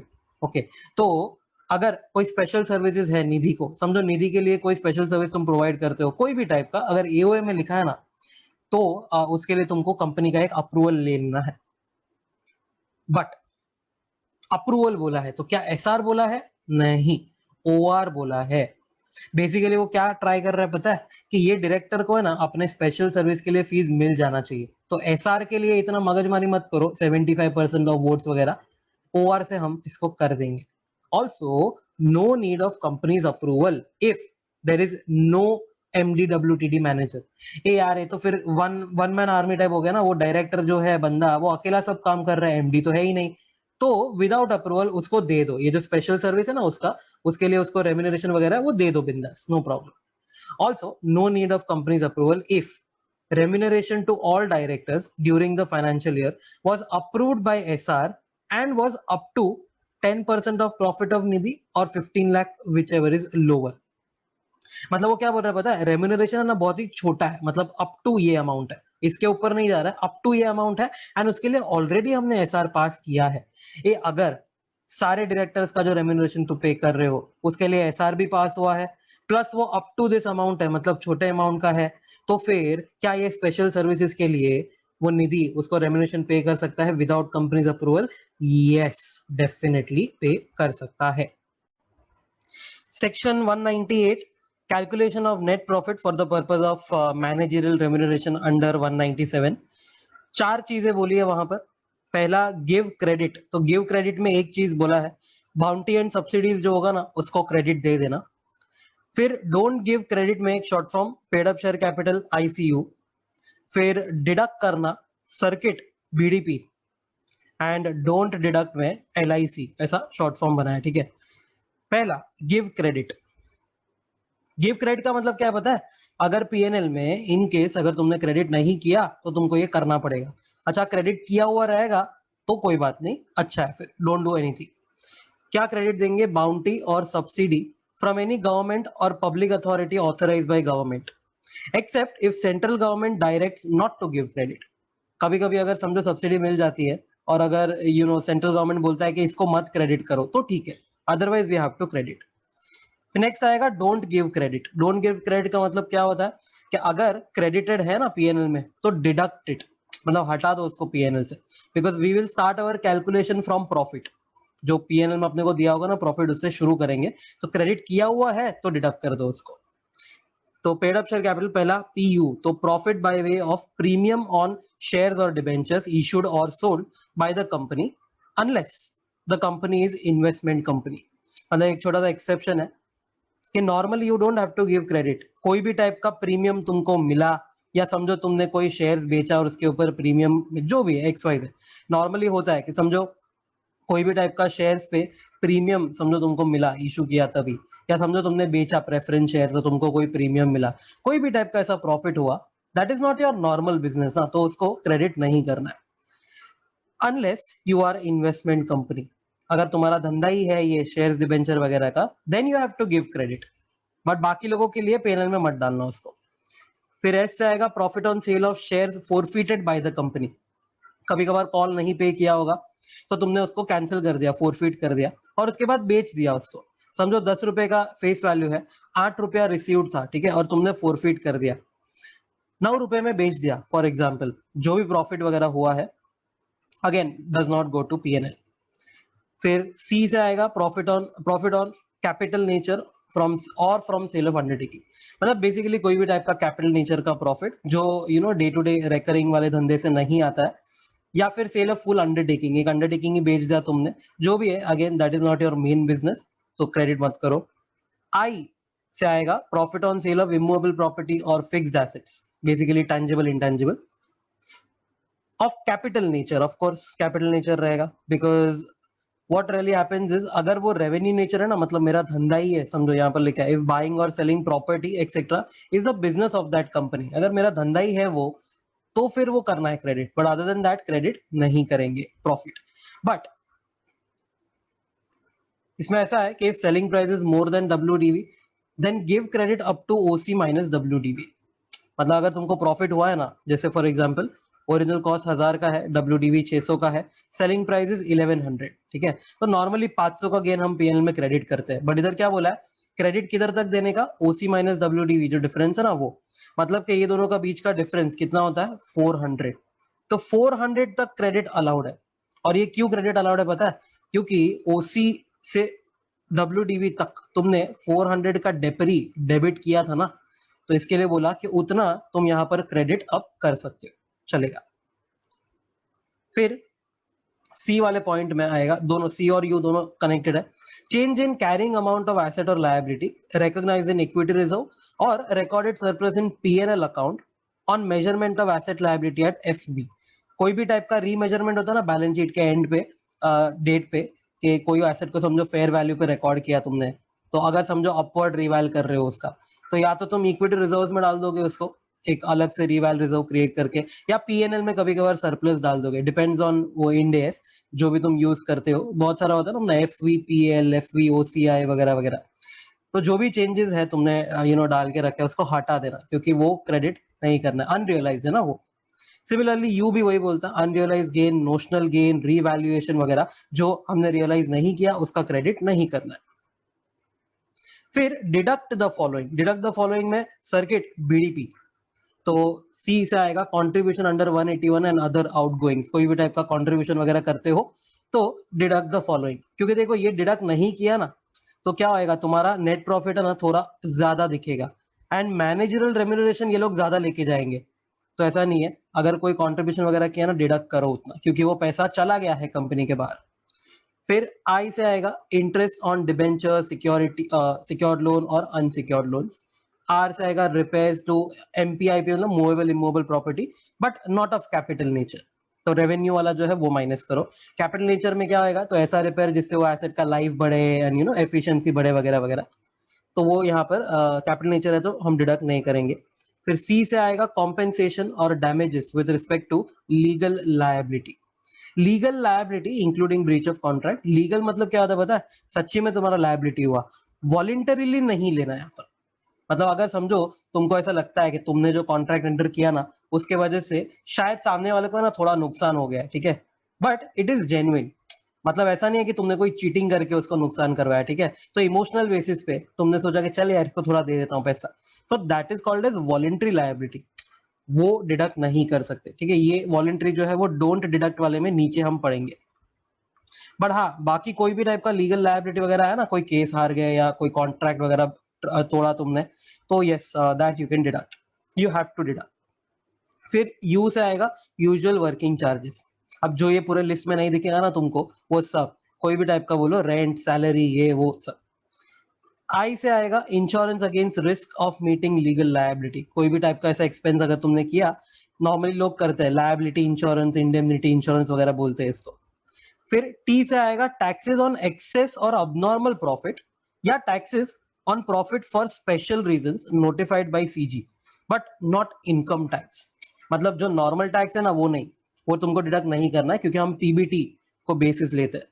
तो इनकम टैक्स तो डोंट डिडक्ट वाले में ही जाएगा, वापस नीचे हम पढ़ेंगे। पर यहाँ पर कौन सा बात किया, एक्सेस और अबनॉर्मल प्रॉफिट या कोई स्पेशल रीजन वाला। कभी कभार होता है मैट या XYZ, बहुत सारे अलग अलग एक्ट में कुछ ना कुछ नया नया आते रहेगा। एग्जाम्पल कंपनी ये अपना इनकम टैक्स वाला जो है मैट, ऐसा कुछ तो भी अगर समझो है, तो that you have to deduct, अगर कोई एबनॉर्मल प्रॉफिट के ऊपर कोई लेता है तो। फिर बी से आएगा बोनस कमीशन, एक और बी है उससे आएगा bad debts return of. D से आएगा डेप्री एज पर 123, तो 123 में जो भी लिखा होगा रूल्स वो सब फॉलो करना होगा, एनीवे नॉट इन सिलेबस। फिर डी से आएगा डायरेक्टर्स रेम्यूनरेशन, ठीक है। अब यहाँ पर बोल के तो रखा है डायरेक्टर्स रेम्यूनरेशन माइनस करो, बट इफ यू रिमेंबर 197 जब अपन ने पढ़ा ना, 1, 3, 5, 10, 11% वाला, that was of net profit before deducting directors remuneration. ये बहुत इंपॉर्टेंट लाइन है, मतलब अगर तुमको पूछा ना एग्जाम में कि 198 में प्रॉफिट क्या है, हाँ तो तुम ये माइनस करके दे दो, डिडक्ट द फॉलोइंग।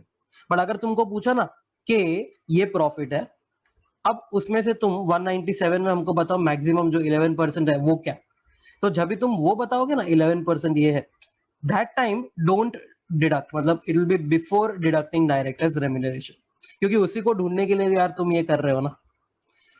फिर पी आएगा prior period loss as per section 198 calculation if not deducted from profit of earlier years.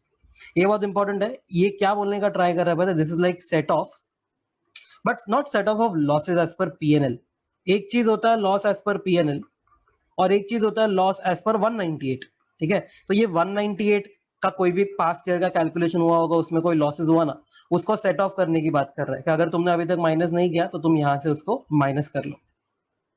फिर आता है डोंट डिडक्ट द फॉलोइंग, तो उसमें LIC, तो एल से आएगा लॉस ऑफ कैपिटल नेचर और loss on sale of undertaking. जैसे हमने ऊपर देखा था ना, प्रॉफिट को क्रेडिट नहीं देते थे, इसके लिए यहाँ पर बोला है लॉस भी तुम माइनस मत करो, क्योंकि वो तुम्हारा डेली नेचर का नहीं है।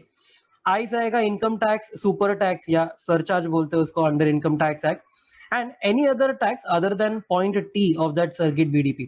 वो ऊपर क्या बोला था, डिडक्ट करना था अब नॉर्मल प्रॉफिट या एक्सेस प्रॉफिट पे या कोई स्पेशल टाइप का कोई टैक्स रहेगा ना, सिर्फ वही डिडक्ट करना, उसके अलावा यहाँ पर जो है इनकम टैक्स वगैरह that you are not going to deduct. फिर सी में आएगा कॉम्पेंसेशन और डैमेजेस पेड बट वॉलेंटरीली। ऊपर क्या था अपन ने, कॉम्पेंसेशन पढ़ा था ड्यू टू लीगल लायबिलिटी या ब्रीच ऑफ ट्रस्ट वगैरह, तो यहाँ पर वही लिखा है कि other than C point of circuit BDP, मतलब जो सी पॉइंट वही था कि अगर लीगल लायबिलिटी वगैरह है ना, that you have to deduct, but voluntary तुम दे के आए किसी को, दैट यू कांट डिडक्ट। एक और सी था चेंज इन कैरिंग वैल्यू और carrying amount of asset liability recognise in equity reserves और P&L अकाउंट।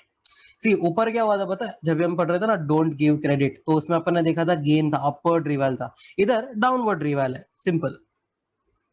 तो डाउनवर्ड रिवाइवल वगैरह हुआ है तो don't deduct the following. For your information खाली एक एग्जांपल देता हूँ टैक्सेस का, अंडरस्टैंड द क्वेश्चन फर्स्ट। अगर तुमको क्वेश्चन में PBT दिया है ना, तो टैक्सेस का कुछ भी मत करना तुम, क्योंकि वो प्रॉफिट बिफोर टैक्स दिया है, एंड एनीवे हम इनकम टैक्स माइनस नहीं करने वाले। बट अगर पैट दिया है, अब एड बैक इनकम टैक्स, अब तुमको ये करना पड़ेगा। 199 recovery of MR in certain cases. कभी कभार रीस्टेटमेंट वगैरह हो जाता है, कभी कोई फ्रॉड हुआ, नॉन कंप्लायंस हुआ और तुम्हारे स्टेटमेंट जो है वो रीस्टेट करने पड़े, ठीक है, तो MR का अमाउंट जो है ना वो भी चेंज हो सकता है। देखो, when a company is required to restate financial statements of prior years due to fraud or non compliances, then it shall recover any MR paid in excess चाहे वो रेम्यूनरेशन हो, ईसॉप हो, जो भी हो, to MD, manager, whole time director और CEO और by whatever name called. तो इनको अगर तुमने कोई भी टाइप का एक्सेस एमआर वगैरह दे दिया, चाहे वो पास्ट का एमडी है या अभी भी एमडी हो, फर्क नहीं पड़ता है।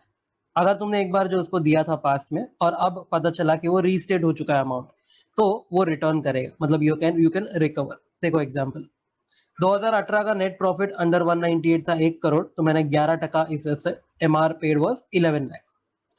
But in 2020, a fraud was revealed and net profit of 2018 was overstated by 20 lakhs.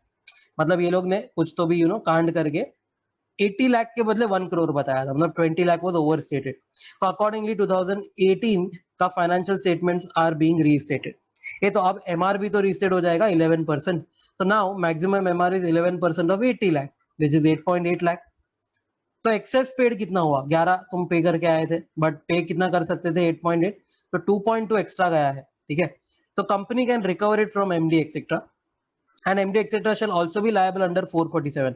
अच्छा, इसका मतलब हाँ ये भी नहीं है, इसका मतलब ये नहीं है कि खाली कंपनी रिकवर कर सकता है, वो बंदे को लायबिलिटी भी आने वाला है, 447 हो या जो भी नॉन कंप्लायंस हो उसका। फिर section 200, considerations by the company with respect to remuneration limit to be fixed।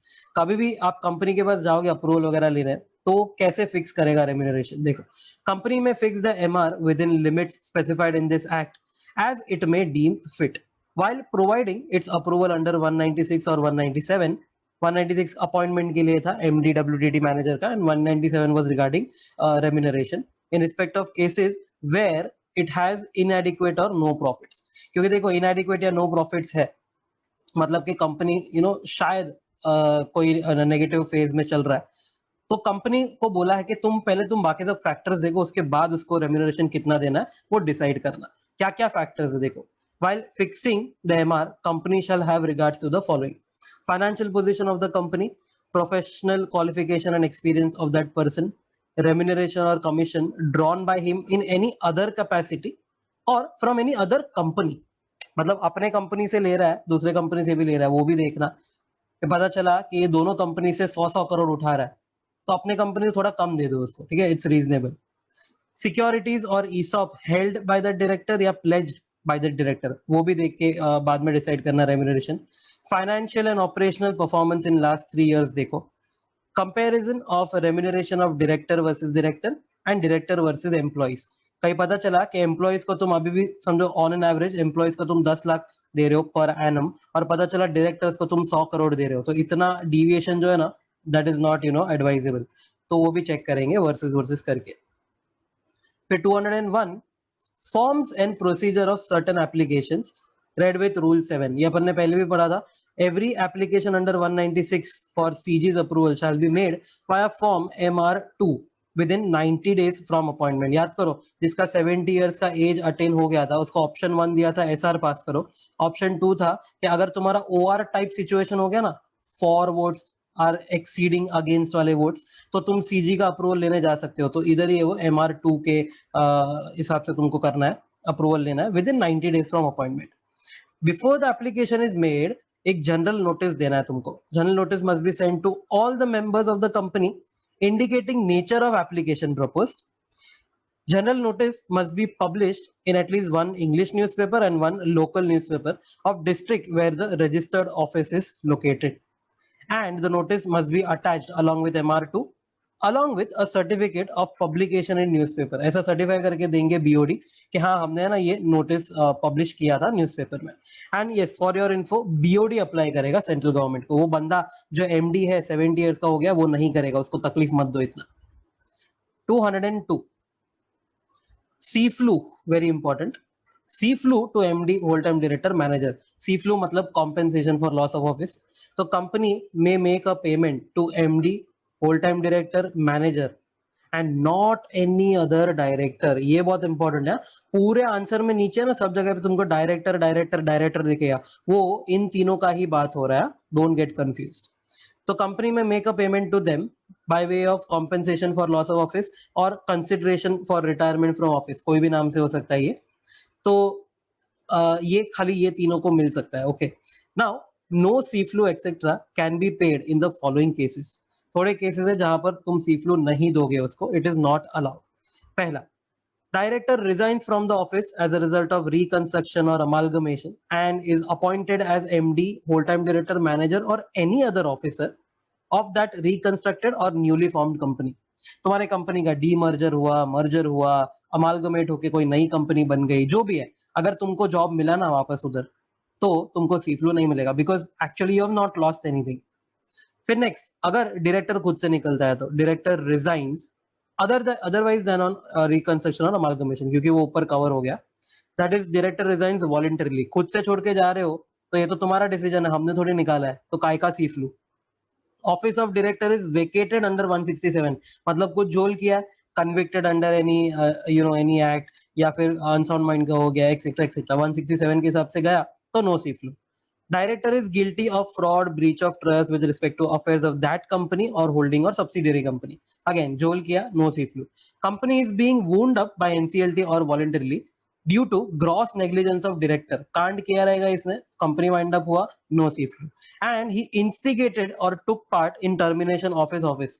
वो एग्जांपल दिया था ना, तो चलते चलते वो लड़कियों को देखते तो सीटी मारता है, फिर कोई भी कंप्यूटर दिखा तो उसका सीपीयू का वायर खींच के निकल जाता है, फिर किसी का लैपटॉप देखा कभी भी चलते चलते बंद करके जाएगा, किसी पे पानी फेंक दिया, आलतू फालतू चीजें किया और उसको कंपनी ने निकाल दिया। तो ये तो भाई तुम इंस्टिगेट कर रहे हो। बिग बॉस में लोग करते हैं ना, थोड़ा भी आड़ा टेढ़ा बोलेंगे, फिर सामने वाला मारेगा और फिर बिग बॉस को घर से बाहर निकाल देगा। तो ऐसे केस में no CFLU will be given, ये जानबूझ के तुमने किया इसके। फिर क्वांटम, मैक्स सी फ्लू कितना दे सकते हो, ये बहुत इंपॉर्टेंट है। Remuneration that he would have earned for remaining tenure और 3 years whichever is lower. उसका जितना रिमेनिंग है, देखो 5 साल का उसको टेनर देता ना अपन, तो अगर समझो उसका रिमेनिंग है 3.5 years या 3 विच एवर इज लोअर, तो हम उसको है ना और 3 साल के लिए रेम्यूनरेशन देंगे। ये बट कितना रेम्यूनरेशन देने का, तो it will be based on average remuneration of last 3 years और shorter period as the case में बी। तो समझो अगर ये यही केस में समझो रिमेनिंग है ना 3.5 है, मतलब यू हैव ऑलरेडी वर्कड 1.5, 5 का वो स्केल पे, तो 1.5 काम किए हो ना, तो 1.5 में जो तुम्हारा एवरेज रेम्यूनरेशन था ना, वो मतलब लास्ट 3 years अगर हुआ रहेगा तो वो, नहीं तो शॉर्टर पीरियड जैसे 1.5। ओके, फिर अपन ने एग्जाम्पल देखा था, फटाफट देख लेंगे। एमडी का टर्म है समझो 5 साल का, रेम्यूनरेशन ऐसा डिसाइड हुआ था 5 साल का 10, 12, 14, 16 और 18 लाख।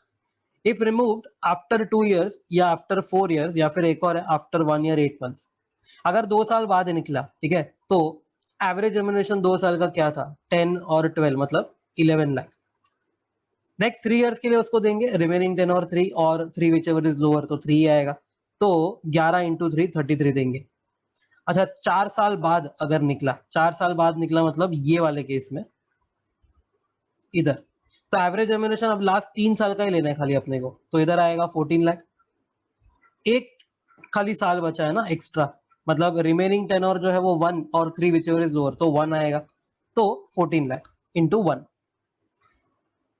अगर क्वेश्चन ऐसा आता है 1 year 8 months के बाद रिमूव हुआ, तो पहले तो एवरेज निकालना पड़ेगा तुमको। तो फर्स्ट ईयर का 10 लाख था, सेकेंड ईयर का 12 लाख था, उसमें 8 ही महीना काम किया, तो 12 इंटू 8/12, ठीक है, डिवाइड बाय अब कितने इयर्स हुए, तो 1 year तो पूरा था एंड सेकेंड 8/12 हुआ था, मतलब 0.666 समथिंग आएगा। तो ये करके रेम्यूनरेशन एवरेज आया 10.8 लाख। कितना टाइम बाकी है, तो इधर देखोगे 1 year 8 months है, मतलब रिमेनिंग 3 year 4 months है, ठीक है, और 3 विच एवर इज लोअर, तो 3 इंटू 10.8 करने का, तो 32.4 लाख मैक्सिमम सी फ्लू दे सकते हैं। No CFLU if winding up of a company commence before date of cessation of his office or within 12 months from the date of cessation if assets of the company are not sufficient to repay the shareholders capital and premium। मतलब कि अगर समझो winding up हुआ है, ठीक है, वो निकला ना उसके पहले ही, बिफोर, या फिर वो निकला उसके विद इन 12 मंथ्स, मतलब झोल करके गया है और बाद में वाइंडिंग अप हुआ, समझो विद इन 12 मंथ्स। तो इन दैट केस अगर कंपनी के एसेट सफिशिएंट नहीं है ना पेमेंट करने के लिए, किसको, शेयर होल्डर्स को, तो हम एमडी को वगैरह को सी फ्लू नहीं दे सकते। अच्छा शेयर होल्डर्स कैपिटल तो समझा, व्हाट वाज प्रीमियम, तो याद करो प्रेफरेंस शेयर होल्डर को जो रिडेम्पशन प्रीमियम होता है ना उसका बात हो रहा है। फिर section 202 does not prohibit payment to MD etcetera for services rendered in other capacity. मतलब कि उसको तुम एमडी बनने का पैसा, एमडी है वो, उसका पैसा तो दे ही रहे हो, साथ में अदर कैपेसिटी जैसे कि वो डॉक्टर है या सीए है या लॉयर है, जो भी है, तो अदर कैपेसिटी में है ना, तुम दो उसको, हमको उससे फर्क नहीं पड़ता है। Okay, this was 202। Section 203 appointment of KMP. कौन सी कंपनी कितने केएमपी अपॉइंट करेगी, मिनिमम मैक्सिमम वगैरह कहीं पे भी नहीं लिखा था, तो उसके लिए ये 203 था। 203 सबसेक्शन 1 रेड विथ रूल 8 बोलता है every listed company and every public company having paid up share capital of 10 crore और more shall have whole time KMP. Whole time KMP में आएंगे 3 लोग मिनिमम। कौन 3 लोग? पहला सीएफओ प्लस सीएस, ये पहला हो गया, ये दूसरा हो गया। तीसरा जो है या तो एमडी या तो सीईओ या तो मैनेजर, और इन देयर एब्सेंस डब्ल्यूटीडी भी चल जाएगा। तो ये तीसरा कैटेगरी है, ठीक है। तो 3 होल टाइम केएमपी होते हैं, ठीक है, तो ये तीनों होने ही चाहिए। तो सीएस, सीएफओ मैंडेटरी, एंड ये 4 में से कोई भी एक, एमडी, सीईओ, मैनेजर प्रेफरेबली, नहीं है तो फिर whole time director. What about private companies? तो रूल 8A बोलता है every private company having paid up share capital of 10 crore or more shall appoint a whole time company secretary। बस, बाकी कोई भी नहीं, सिर्फ कंपनी सेक्रेटरी। पहले ये 5 करोड़ था, अब ये 10 करोड़ हो चुका है, एक छोटा सा अमेंडमेंट हुआ है, तो ये दोनों कंपेयर हो सकता है, ये भी 10 और ये भी 10। बट पब्लिक का अगर 10 करोड़ हो गया तो उसको ये तीनों, बट प्राइवेट का अगर 10 करोड़ हो गया तो सिर्फ एक जो है CS. First proviso, first proviso बोलता है an individual shall not be appointed और reappointed as chairman of the company as well as MD और CEO of the company at the same time.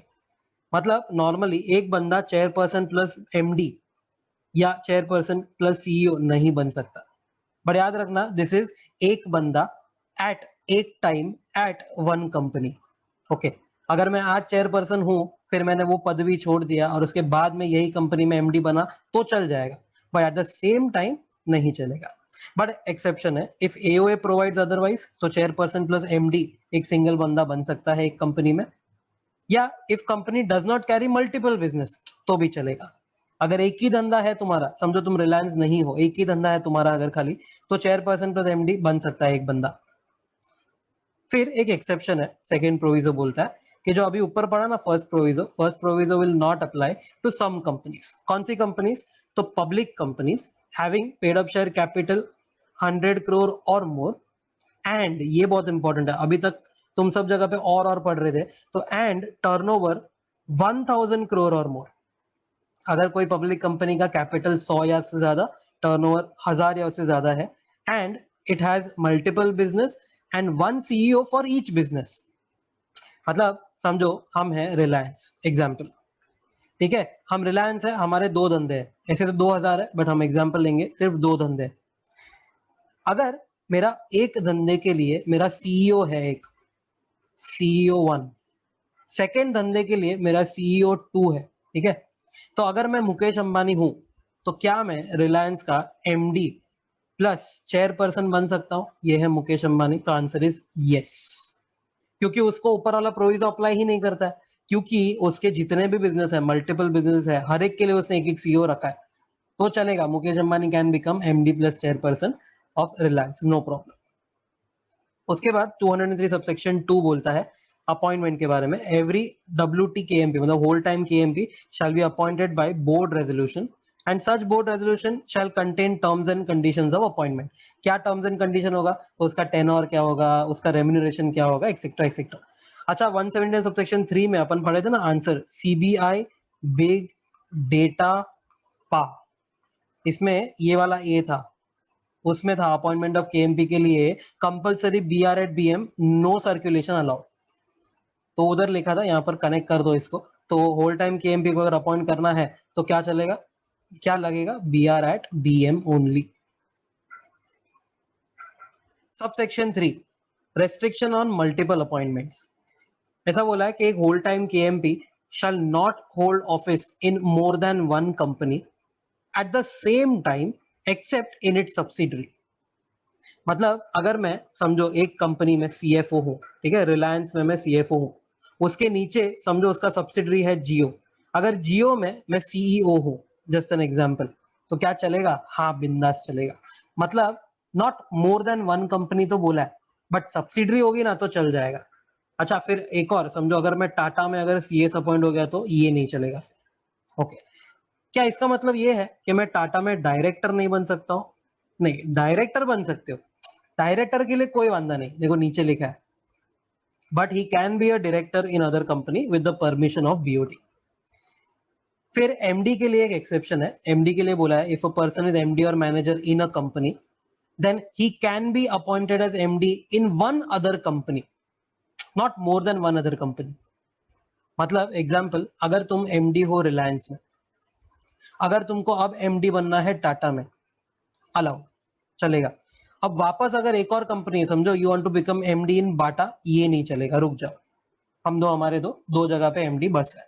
But इतना इजी नहीं है, अगर तुमको MD बनना है ना दूसरे कंपनी में, समझो रिलायंस के बाद टाटा में, तो अपॉइंटमेंट का एक प्रोसीजर फॉलो करना पड़ेगा by board resolution at board meeting with consent of all the directors present at the board meeting. मतलब यूनानिमस मांगता है, जैसे अपन 186 वाले में पढ़ा था ना लास्ट चैप्टर में, 186 में लिखा था कि LISG तुमको करना होता ना तो यूनानिमस लगता है, वैसे ही। And special notice of this meeting and resolution must be given to all the directors who are in India. सबको पता चलना चाहिए कि क्या रेजोल्यूशन हमको पास करना है। ओके, एग्जाम्पल्स देखे थे अपन ने, तो मिस्टर ए जो है वो एमडी ऑफ रिलायंस है, एमडी ऑफ टाटा है, एडिशनल डायरेक्टर ऑफ एसबीआई है। तो MD of Reliance, MD of Tata चलता है ना, क्योंकि of course I am assuming कि यूनानिमस रेजोल्यूशन मिल चुका है एंड ये एडिशनल डायरेक्टर बना है, उसके लिए भी बीओडी का परमिशन मिल चुका है, तो ये वैलिड हो गया। फिर mister B MD of Reliance Jio, CS of Tata, director of Bata. Director में तो हमको कोई दिक्कत नहीं है, ठीक है। अगर वो एमडी ऑफ रिलायंस जियो है तो भाई अब तुम सेकेंड पोजीशन ले रहे हो ना होल टाइम केएमपी का, ये नहीं चलेगा। You can't become whole time KMP in more than one company, ये बोला था, तो ये हो गया इनवैलिड।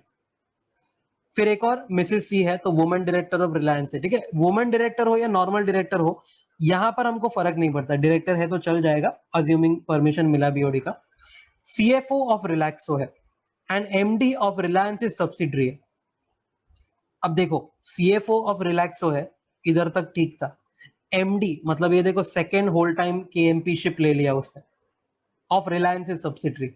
अब देखो, रिलैक्सो की सब्सिडरी होती ना तो एक बार चल जाता, बट रिलायंस की सब्सिडरी है, ये नहीं चलेगा। अगर यहीं पे लिख देता हूं मैं, समझो कि वो रिलैक्सो का सब्सिडरी है और उसकी वो एमडी बनी है, तो ये एक बार चल जाता, क्योंकि होल टाइम केएमपी जो है it can be in in some other company only if it is our subsidiary. तो यहां पर ये वायोलेशन, तो ये भी हो गया इनवैलिड। फिर 203 सबसेक्शन 4, वैकेंसी हुआ तो क्या सीन है? तो सिंपल है, filled up at board meeting by BOD and कभी तक within 6 months from the vacancy. अभी तक जो भी पढ़ा ना 203 subsection 1, 2, 3, 4 shall not apply to MD, CEO, manager or in their absence WTD to a government company that has not defaulted under 137(92). ये बोला है सबसेक्शन 4A ने। वो बोलता है कि अगर गवर्नमेंट कंपनी है ना तो ऊपर का कुछ भी नहीं देखने का। मतलब एक बंदा गवर्नमेंट कंपनी में एमडी के साथ साथ चेयरपर्सन भी बन सकता है, कोई इसको कुछ नहीं रोकेगा। क्यों ऐसा सब बोला है पता है? क्योंकि government company as we know कि ऑलरेडी हालत खराब है, पैसे देती नहीं है, लोगों को काम उधर करना नहीं है, तो शायद एक ही बंदा 2-3 पोस्ट लेता रहेगा, तो इट्स ओके, बट डिफॉल्टिंग नहीं होना चाहिए। सब सेक्शन 5 बोलता है कॉन्ट्रावेंशन अगर कंपनी ने किया तो 5 लाख की फ्लैट पेनल्टी। डिफॉल्टिंग डायरेक्टर या केएमपी होगा, डायरेक्टर का भी डिफॉल्टिंग होगा, प्रायर परमिशन नहीं लिया होगा। एक जगह पे तुम एमडी हो, दूसरी जगह पे डायरेक्टर बनना है तो परमिशन लगता है।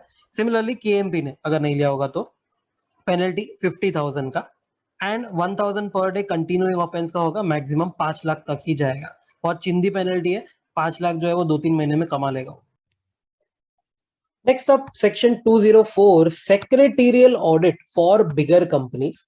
So every listed company and rule 9 बोलता है every public company with paid up share capital of 50 crore or more or public company with turnover of 250 crore or more और एनी कंपनी प्राइवेट हो या public हो फर्क नहीं पड़ता, having outstanding loan from bank or public financial institution of 100 crore or more.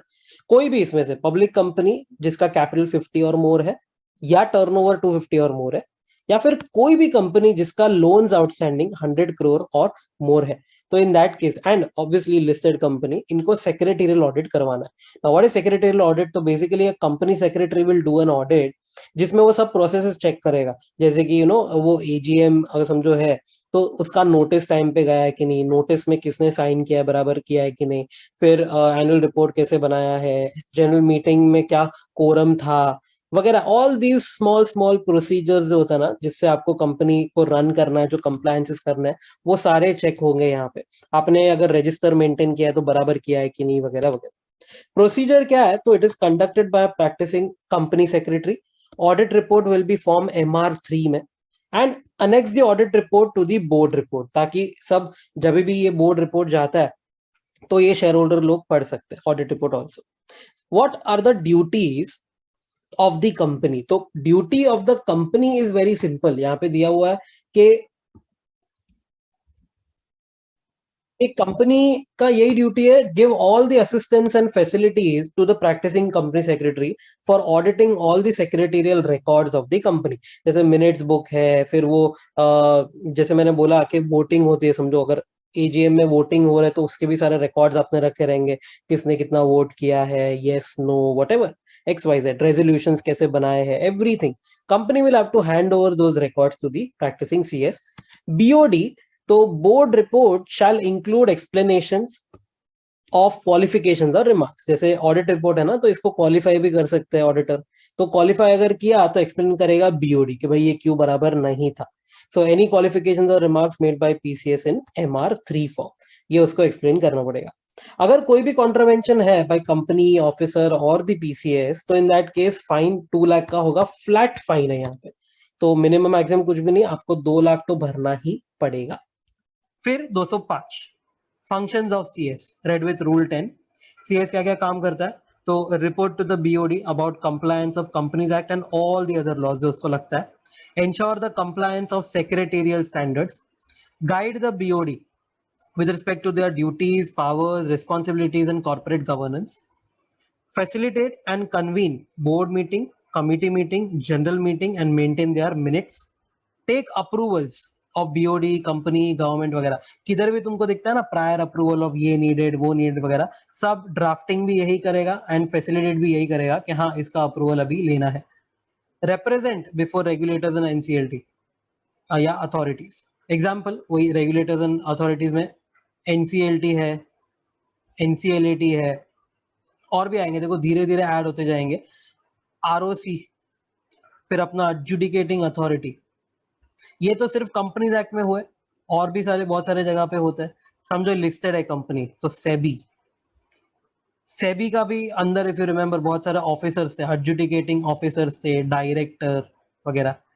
बहुत सारे अलग अलग एक्ट में जितने भी अथॉरिटीज रेगुलेटर थे सबके पास तुम CS को भेज सकते हो बिंदास, except high court supreme court. High court supreme court में CA CS वगैरह कोई भी अलाउड नहीं होगा, only lawyer. And last, discharge duties under companies act as well as those given by the BOD. BOD के नीचे ही आता है ये, just like MD and manager.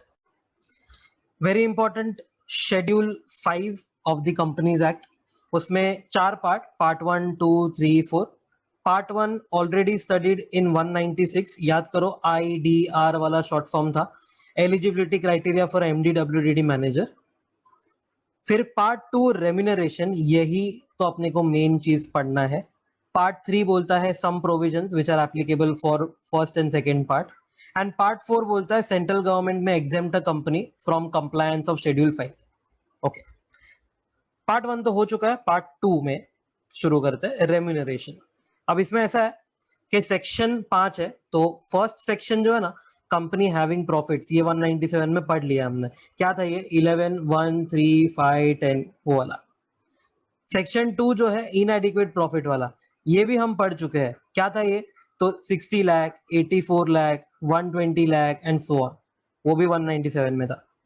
Section 3 बोलता है वही सेम केस, इनएडिक्वेट प्रॉफिट है but in certain cases freely पे कर पाओगे तुम, तो ये हम देखेंगे अभी. सेक्शन 4 बोलता है परक्विजिट एक्सक्लूडेड फ्रॉम एमआर, बहुत सही तोड़ क्वेश्चन इसमें आया। And section 5 MR to KMP in 2 companies, कोई अगर 2 कंपनी में केएमपी है तो कैसे एमआर का क्या लिमिट होगा वो। Now next, section 3 part 2 of schedule 5 बोलता है कि companies with inadequate profits may pay remuneration in excess of the limits under section 2 of part 2 in the following cases to MD WTT manager और ID NED।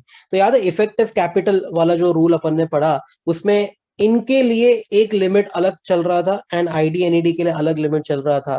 तो you can पे in excess if, तो यहाँ पे बहुत सारे conditions है।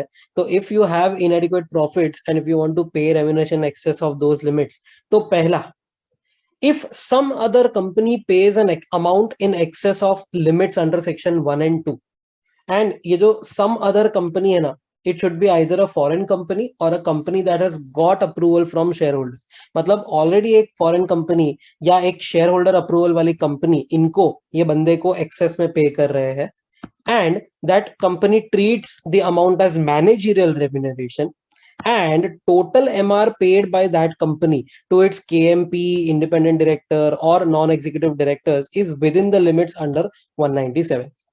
Basically क्या बोलने का ट्राई कर रहा है कि अगर किसी ने एक्सेस में पे किया है, कोई फॉरेन कंपनी हो या कोई company that is got an approval already, और वो भी उसको मैनेजरल रेम्यूनरेशन ही ट्रीट करता है, एंड उसने अपने सारे जो केएमपी आईडी एनईडी वगैरह है उसके लिए 197 भी फॉलो किया हुआ है, तो इन दैट केस आप अगर इनएडिक्वेट प्रॉफिट वाली कंपनी हो तो आप पे कर पाओगे।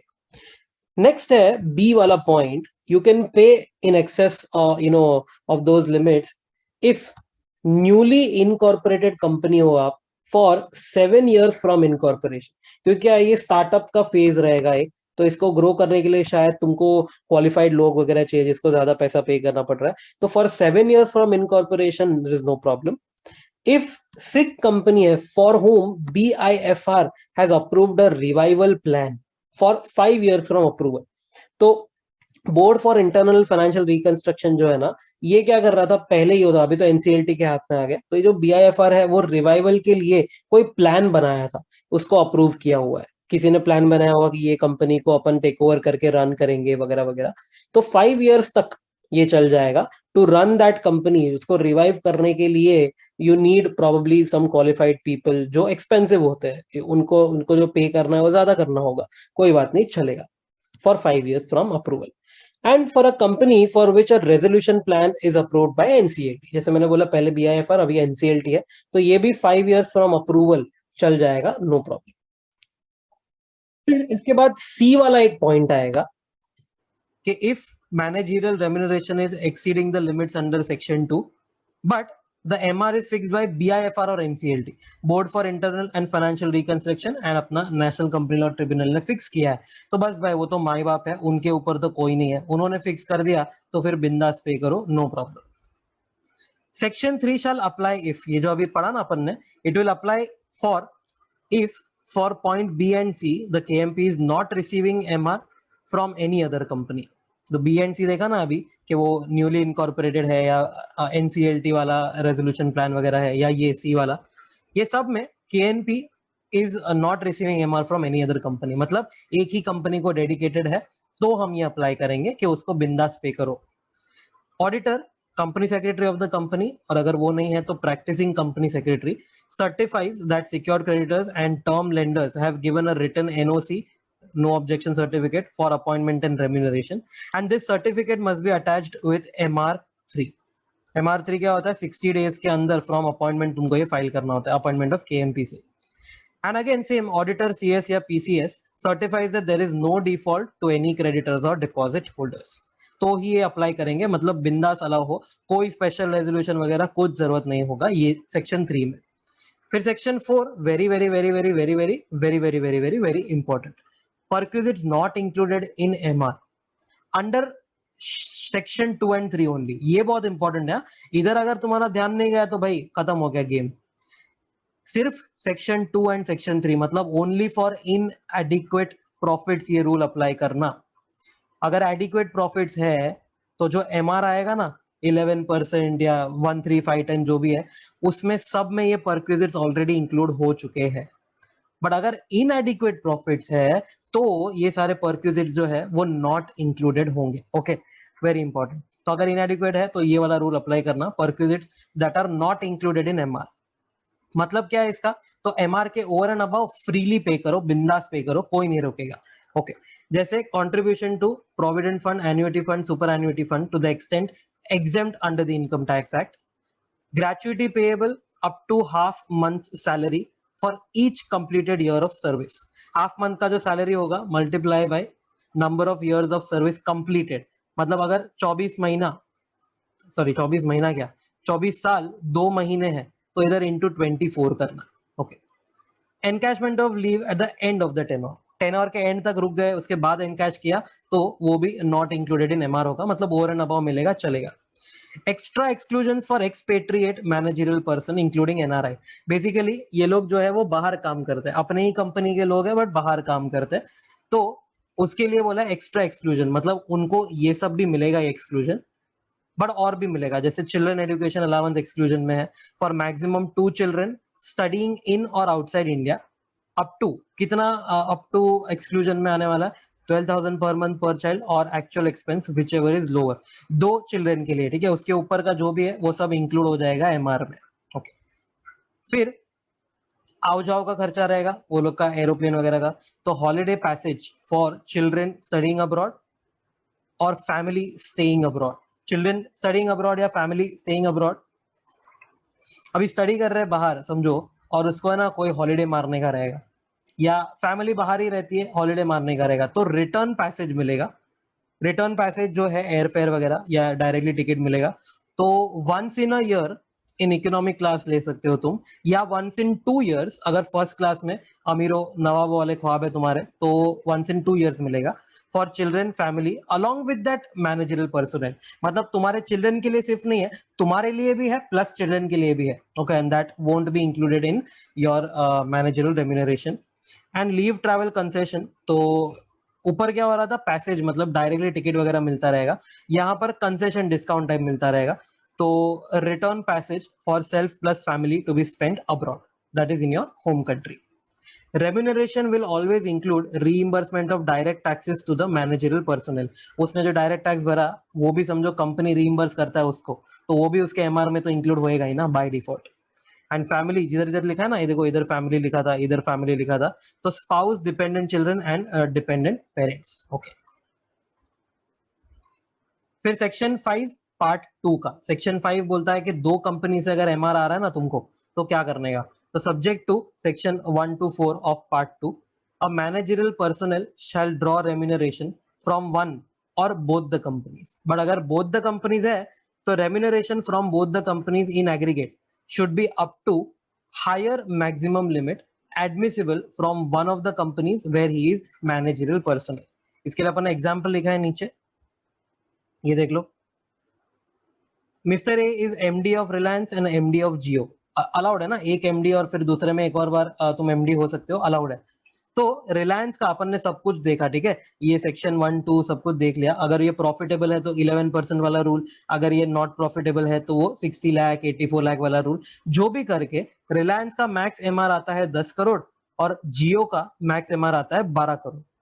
तो ये बंदा मिस्टर ए जो है, he can receive MR from Reliance as well as Jio both combined only up to 12 crore.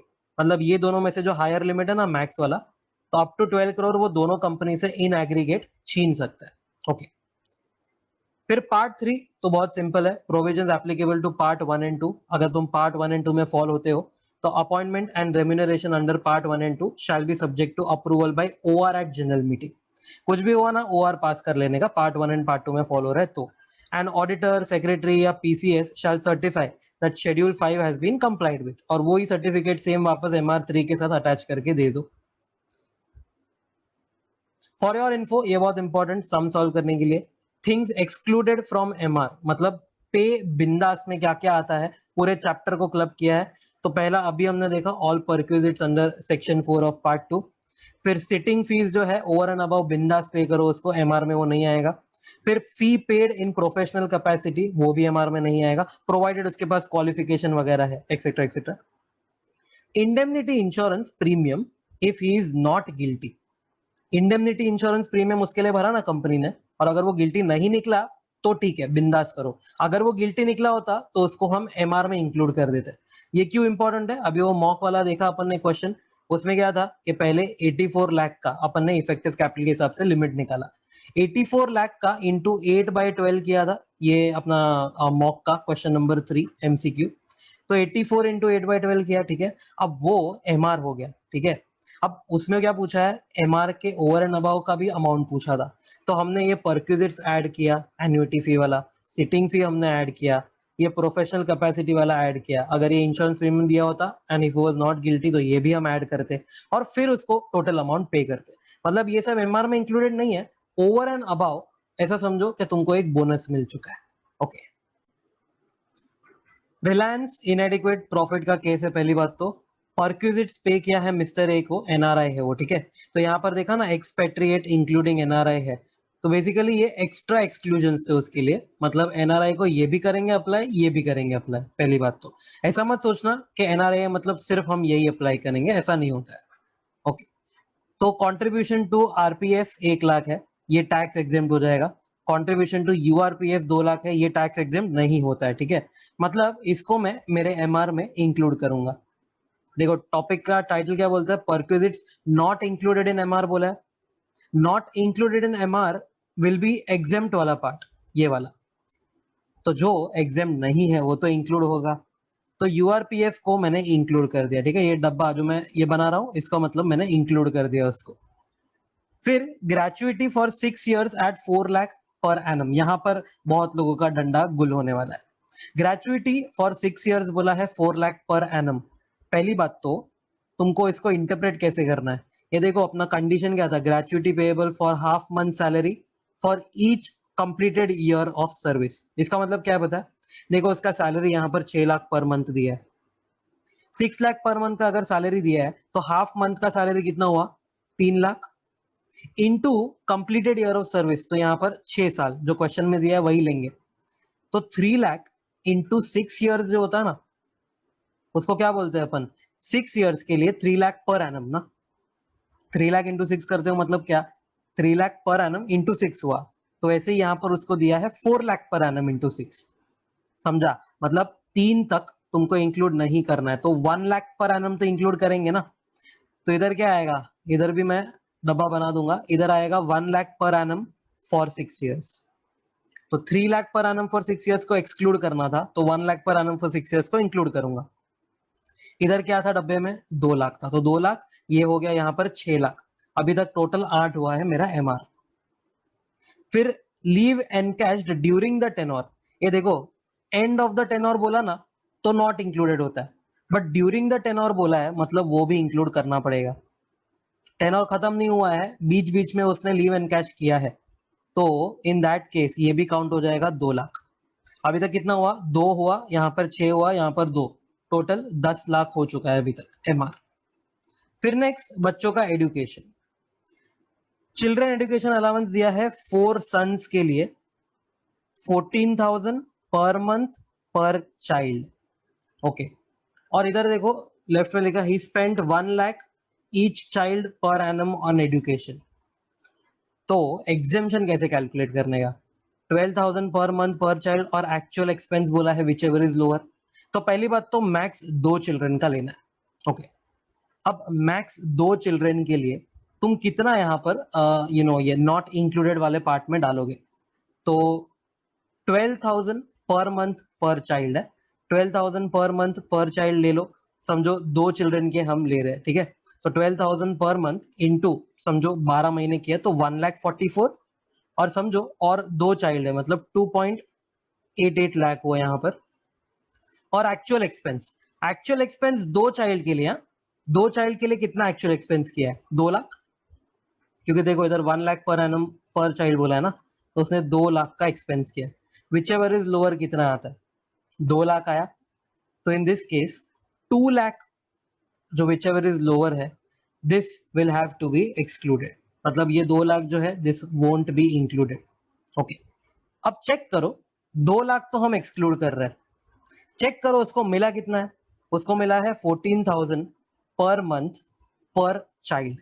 तो 14,000 करो, 14,000 इंटू 12 करो इंटू 4 करो, कितना आता है 14,000 इंटू 12 इंटू 4 आया मेरे को 6,72,000। मतलब उसको 6,72,000 मिला था, ठीक है, उसमें से हमको एक्सक्लूड करना है 2 लाख, तो 4,72,000 will be added here, 4.72 lakh. ये हो गया चिल्ड्रन अलाउंस वाला पार्ट। ओके, फिर फाइनली यहां पर लिखा है his salary is 6 lakh per month, तो he was employed for 12 months बोल के रखा है, तो 6 लाख इंटू 12 करो, कितना होता है 72 लाख। अब सबका टोटल मारो, तो इधर 4.72 लाख था और ये ऊपर 10 था, मतलब 14.72 लाख प्लस 72 लाख, कितना होता है देखो 86.72 आएगा।